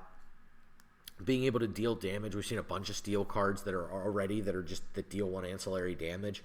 Being able to dispatch this card with Mosquito Bite feels pretty bad. I think on the whole, Mr. Big doesn't quite hit the mark, but I think it has the hallmarks and the interesting parts of a card that could be interesting, right? Like, you pair this with the Tiana, and she's exerted, you're not going to be able to play any actions. Now you have to challenge it. It's locked out. Play Pete. No actions. Now you have to challenge this thing. Do you have a character that can do it? I think it puts the other decks to the test a little bit, and I think it's relatively easy to do that in Steel. So I do like it, but I just think that it misses the mark a little bit. So I gave this one a 2. Sam gave it a 1.5. I couldn't talk her into the upsides of Mr. Big, but I do think that's an interesting card for sure. Mr. Smee's next. He is the Steadfast Mate. He's a 3/2/1 for 2 Inkable with the ability of Good Catch. During your turn, this character gains Evasive. I think we already have the Broom that gets Evasive on your turn. I think that's a little bit more attractive. I will mention that this Smee is a shift target, so we each gave it a 2.5. You shift into this bad boy, Mr. Smee, Captain of the Jolly Roger. Our Floodborn Mr. Smee here. This is a 3/6/2 for 6 uninkable, and it has shift 4 and the ability of Raise the Colors. When you play this character, you may deal damage to chosen character equal to the number of other pirates that you have in play. So we saw a similar ability to this with Sorcerer Mickey and Brooms. This is the pirate version of that in Steel here with Mr. Smee. I think kind of cool card, kind of cool flavor. I just don't know if there is enough meat on the bone for the Captain of the Jolly Roger to really pay off. We'll have to see what the pirate deck looks like and what the implications are behind it. I think this card is a nice way to remove things. It comes in on a good point on the curve for you being able to set up like Pooh Pirate Captain, for you to be able to set up your previous 2-drop Mr. Smee. You'd be able to set up a 3-drop pirate. I think there's enough pirates that odds are they can come down and deal 2 to 3 damage on, maybe I guess 1 to 3, so like 2 damage on average, which is enough to take out a small character. It's an interesting card. I just don't know if it's good enough. I think it's a little rough with the uninkable. I think that really ended up hurting this card pretty good. I gave this one a 2. Sam gave this one a 3. So I do think it has some fringe playability. So 2.5 seems about correct for something like this. Next up is Mullins, who is the Seasoned Shipmate. Mullins is a 6/4/1 for 5 Inkable with the ability of Fall in Line. While you have a character named Mr. Smee in play, this character gains Resist +1. So this gets a little bit of protection if you have a Mr. Smee around. Interesting, the Smee doesn't get it. He does, so he's not really much of a first mate, I suppose. But stats are fine. It's big. It hits hard. It can trade up. It's fine. Like, I don't love it. I don't hate it. I think in Limited, it's probably a bit of a pain in the butt. I gave it a 2. I give it a 2. 2 it is. Next up is Kohut. Kohut? I don't know. 2, 3, 1 for 2 inkable. That's it. So, not much to talk about on this one. I gave it a 1.5. I gave it a 2. Next up is King Hubert. This is a 3, 4, 1 for 3 inkable. Again, with no abilities. So, I gave this one a 1.5. I gave it a 2. Next up is Hercules, Unwavering Demigod. This is a 2, 4, 2 for 4 inkable with Challenger 2. Stats are a little meh. The Challenger 2 helps, but then why does it quest for 2? This card feels a little at odds with itself, but it's not a bad card by any stretch. Again, I gave it a 1.5. And again, I gave it a 2. Yeah, that's fine. John Silver is the ship's cook here. This is a 3, 3, 1 for 3 inkable with the ability Hunk of Hardware. When you play this character, chosen character can't challenge during their next turn. So, shuts off a character from challenging. Not bad on curve. I don't hate this. I like it better in limited than I do anywhere else. It is an on-curve captain, which is interesting, though he's the ship's cook. It's pretty cool that he's an on-curve captain for Mr. Smee. But, outside of that, I don't know as though the stat line is really good enough to warrant playing John Silver, so I gave him a 2.5. I gave him a 3. Yeah, he's interesting, but I don't think quite good enough. Next up is Mr. Arrow, the Legacy's first mate. This is a 1, 2, 2 for 2 inkable with resist 1. It's a good stat line. The resist 1 is annoying for sure. Definitely makes it interesting, possibly in an aggro deck. Definitely a decent limited card. I gave it a 2.5, excuse me. I did the same. Next up is Jim Hawkins, the Rigging Specialist. This is a 5, 5, 2 for 5 uninkable, shift 3, so it comes right on the 2, 3 line. It has an ability called Battle Stations. When you play this character, you may deal 1 damage to chosen character or location. So, it's fine. It's a one-shot, 1 damage. It just doesn't do a whole lot. It's got stats, but that's about it. Don't really love this card too much. I don't know about the uninkable in limited. I don't know if I want to play it, but it's fine. I gave it a 1.5. I gave it a 2. A lot of that going around. Next up is Tuck Tuck Big Buddy. This is a 5 cost inkable 6/5/1 with no abilities. Good limited card. I gave it a 2. Same. Yeah, Big Buddy. Billy Bones is the Space Sailor. This is a 2, 2, 2 for 3 inkable with the ability of Keep It Hidden. When this character is banished, you may banish an item or a location. Kind of cool in a steel aggressive deck. Maybe a purple steel deck that's questing. I just feel like this is another one of those cards that the opponent has so much control over.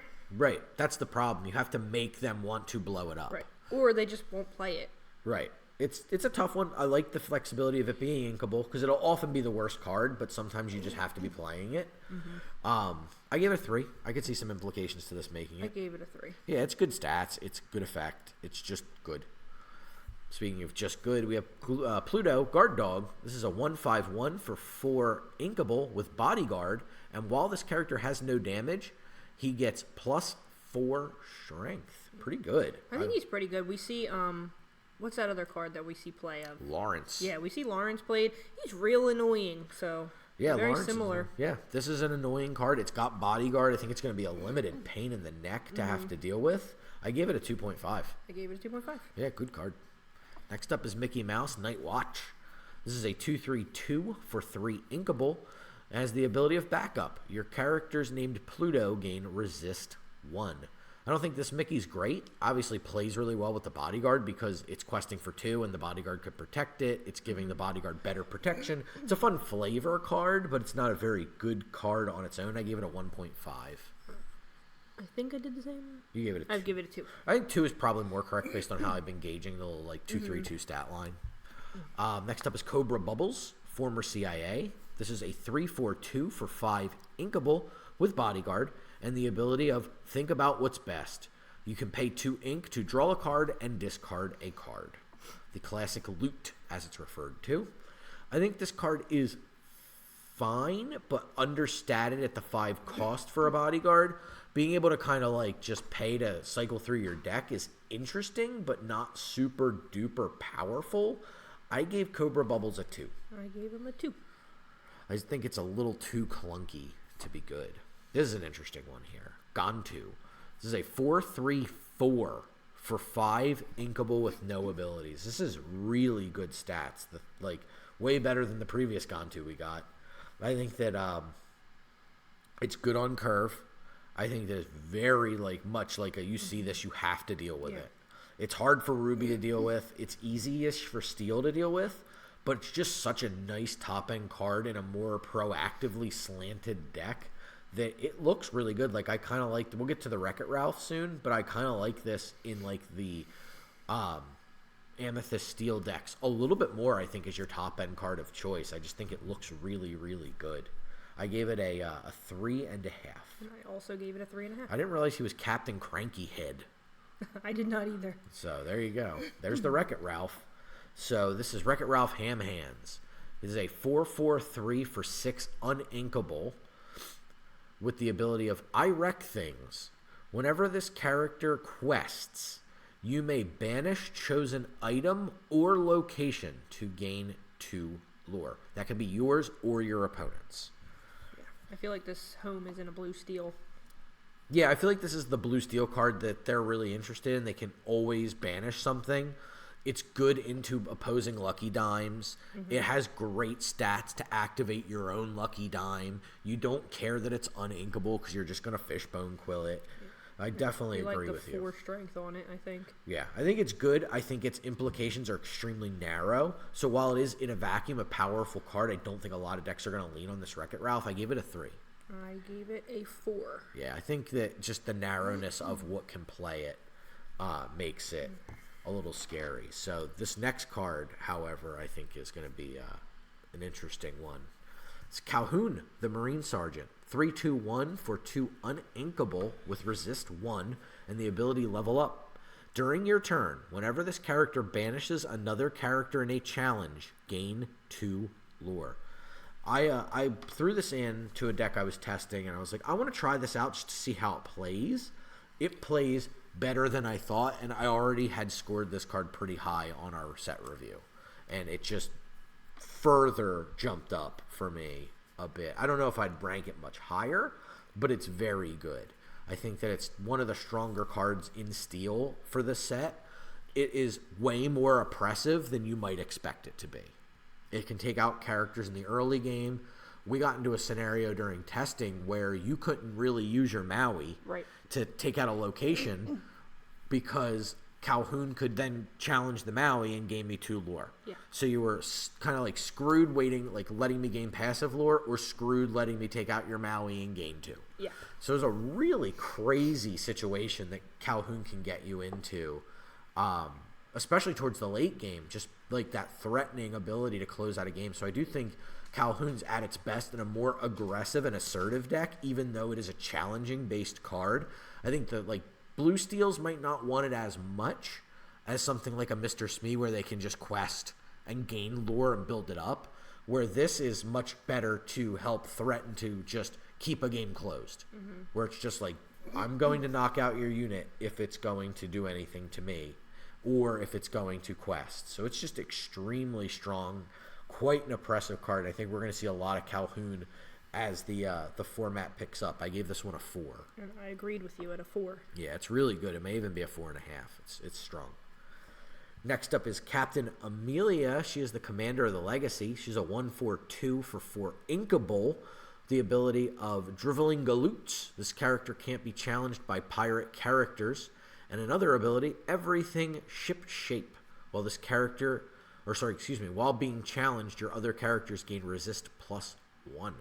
So she's a nice card at the top end of an aggressive deck. She can definitely keep your cards a little bit safer. I don't know how effective she'll be overall. She's pretty good. She herself does not get resist. She is stats that make her susceptible to removal in both colors that are around the cost she is. So something to be weary of. I still think she is quite a strong card, and it wouldn't surprise me to see some more aggressively slanted Steel decks looking at this as an option to help them maintain units as they try to proceed through the late mid-game to the end game for them. So I gave Captain Amelia a 3. I gave her a 2. I think she's pretty good. Next up is Jafar, the power-hungry Vizier. Jafar is a 3/4/1 for 5 uninkable with the ability of you'll get what's coming to you. During your turn, whenever a card is put into your inkwell, deal 1 damage to chosen character. So it's like you kind of ding things while inking, which is quite nice. I don't know if this is something Blue Steel would want. I'm not a Blue Steel expert, but obviously when you see the inking and you see an uninkable card, you think Blue Steel because at least it can ink more aggressively and get a lot of triggers. I also feel like this could find a home in like a Green Steel because of the, like, not in the classic Green Steel we have now, but there's just so many green cards that can do things to a damaged character. Right, just being an enabler for the X to a damaged character. It's possible. It's an easy cost to get the first damage. Just by inking. So I don't hate the Jafar. I don't love the Jafar. I don't know where he lives yet. I gave him a 2.5. And I agreed with you. Yeah, he might find a home. Who knows? Next up is John Silver, Stern Captain. This is a 6/6/2 for 8 inkable. Shifts on 5. Has resist 2 and the ability of don't just sit there. At the start of your turn, deal 1 damage to each opposing ready character. Pretty rude considering cards can't often come in exerted. Yeah. So like, my opponent just played like 3 characters. Ha ha, got him. This card is wild. It kind of feels like it's fighting against Tinkerbell Giant Fairy to be the top end of your Steel Shift. I don't know if it's good enough. 6/6 resist 2. It's like, it's just not dying to damage. I can tell you that much. You are not banishing this bad boy in damage-based strategies. It is so big. So I don't know if you want this. Again, I think it's going to be what's your deck looking for? It very much feels like it's going to replace Tinkerbells or Cinderellas. Like if you're playing those cards, is this the better choice? It depends on what gives you the most trouble. So I think if you want to deal with a lot of small characters and you can reliably shift John Silver, it might be the right choice.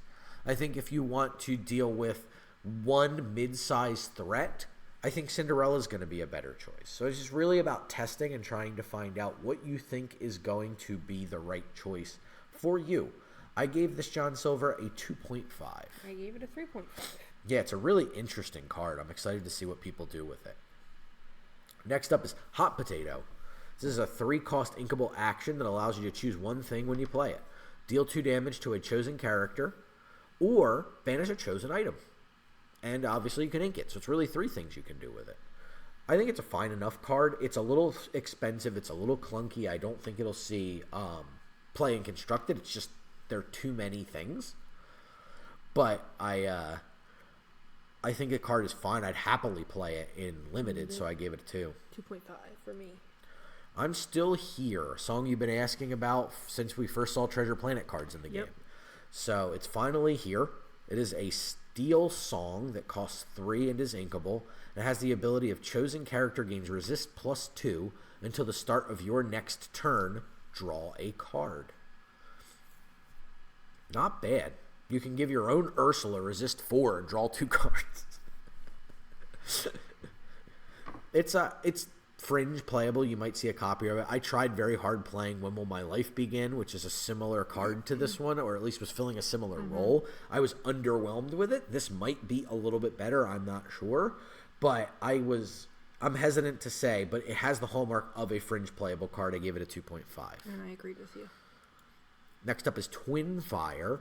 This is a 2-cost uninkable action that deals 2 damage to a chosen character. Then you may choose and discard a card to deal 2 damage to another chosen character. So we've seen a few of these cards. I didn't think any of them were very good. On the other hand, I think this one is very good.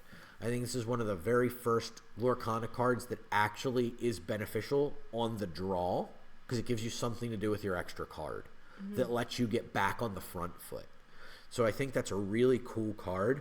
I like that it can just be 2 for 2. It can just be a bad version of a Baboom, but it's uninkable, so you really have to be careful. Like, it's not just a straight swap Baboom for this. Like, you have to think about it.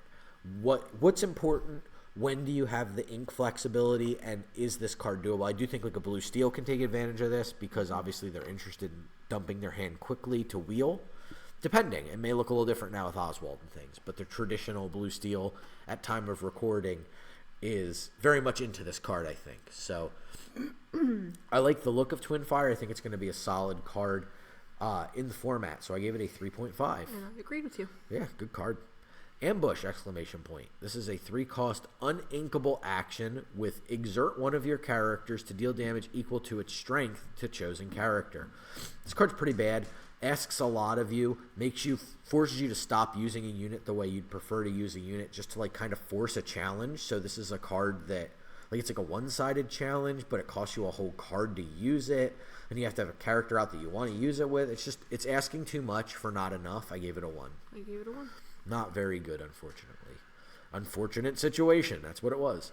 This one is a 4-cost inkable action that allows you to have each opponent choose one of their characters and deal 4 damage to them. So this is the gets around ward on a bigger scale card. Interesting. I don't know how good it is. Triton's Decree was played very, very, very minimally when it was played. I think early on it was tested against Bucky, and then it kind of died off from there. This card, obviously, on the play, they play Prince John. You play this. It actually is a way to stop Prince John and steal. I don't know if that's a good enough reason to want to play this card, but it's not terrible, and it is inkable. So if they're going wide, you can just ink this card, and it's no biggie. I gave it a 2. I gave it a 2.5. Yeah, kind of like very on the very, very low end of fringe playable. Next up is the King's Censor Core, not to be outdone by the Queen's Censor Core. This one costs 3 and is inkable, has the ability of Symbol of Royalty. Your Prince and King characters gain resist 1. And then Royal Search. You may pay 2. You may exert this and pay 2. Reveal the top card of your deck. If it's a Prince or King, you may put that card into your hand. Otherwise, put it on the top of your deck. Not nearly as good as the Queen's Censor Core, as that was a win condition. This is not. This is keep things around longer, which is not really the hallmark of a very good card, unfortunately. I don't think this is going to see a lot of play. I'm going to knock my score down on this one to a 1.5. I'll agree with you. Training Dummy is our next card here. This is a 2-cost inkable item. Handle with care. Pay 2 ink, exert this card. Chosen character gains bodyguard until the start of your next turn. So this is a repeatable effect that is we've seen before on Fortisphere. This does not draw a card. Yeah. And that makes it's double the cost, does not draw you a card, but is repeatable. Not enough of a hallmark, because you won't need this all the time. So it's unfortunate, but I do love that it is the dummy from Hercules that's at the end of Phil's obstacle course. Other than that, I can say nothing positive about this card. Also gave it 8.5. We have Sunglasses up next. Is a 4-cost inkable item with the ability of Spycraft. Draw a card, then choose and discard a card. Kind of like a Bad Beast's Mirror, really. Like being just a looter instead of draw a card if you have no cards in your hand is significant downside. I think this card's not very good, unfortunately. I give the Sunglasses a 1. Yep. Treasure Mountain. This is a 5-cost uninkable location. It has a 2 movement cost. It has 9 willpower. It has 2 passive lore. Its ability is Secret Weapon. At the start of your turn, deal damage to chosen character or location equal to the number of characters here. That includes you. If your opponent's got nothing, you have to start digging your own stuff. Just so weird. This and Ursula, the 7-drop Ursula, like some of the only Punisher cards in Lorcana. It always surprises me when I see one, because it's usually such a friendly game in terms of not having that feels bad moment. This is a toughie for me. I want this card to be better than I suspect it's going to be. I do think it's neat to see something that can be so strong, and it has a lot of willpower, but it's the most expensive location we've ever seen at 5. It's uninkable, which sucks. And I don't know if the benefit on 2 movement cost and the amount of ink you're going to absorb into this card, that the output is going to be there. So it's really unfortunate. I just don't think you're going to be able to do it. So I would give the Treasure Mountain a 1.5. I did as well. Yeah, just not good enough. Next up is Galactic Council Chamber. It's the final card for the set review. This is a 3-cost inkable location with a 1 movement cost, 7 willpower, and 1 passive lore. has the ability of Federation Decree. While you have an alien or robot character here, this location cannot be challenged. So you gain a passive lure, and you can just kind of have an alien sit or a robot sit, and that you just gain a lure every turn. I don't think there's enough meat on the bone here for this to really be super strong. It's okay, and it reads as like fine. I'd be happy to play it in limited. I think I just stick an alien on here and just go. I'm gonna win this game of Lorcana now. Yeah. I give it a 2. I gave it a 1.5. Yeah, just kind of a middling card on the whole, unfortunately. But a lot of the locations tend to suffer from that because they're so easily too powerful. So I'm glad I'd rather see like a location I'm like, it's fine but not great, than a location where I'm like, oh my god, what are we going to do? So I'm pretty happy with all of that. So what do you think the most impactful steel card is going to be? I would put it at probably Calhoun. And I'd like to think Wreck-It Ralph will be good, but I just don't know yet. Yeah, I would say it's a Calhoun, and it's probably not close for me. If like you twisted my arm and made me pick a second card, I would pick the Gontu or the Twin Fire. Okay. That makes sense. Yeah, so those would be my picks in that one. Do you think you have a strongest card coming out of Azurite Sea? So we talked about a strong card for each of us, and I think we were in agreement for a lot of the colors. As a matter of fact, I think every single color we were in agreement. Yeah, we were. So I know we put Azurite Sea as the only 5 of the set, but I don't think that card, like sitting across from that card, I don't think that I'm like, oh no, Azurite Sea. Right. Whereas I think I'm constantly thinking of the Go-Go Tamago. Right. So I think that one is pretty scary, I guess, just thinking about like playing against. You kind of always have to think about it. Right. It can really punish you for making the wrong move. Yeah, I think that the way you describe it is good. Like, I think I'm looking at the cards on our list, right? Every card, so I'll run through them real quick. Lilo, I think, is kind of a strict upgrade to a lot of the tools that aggro has.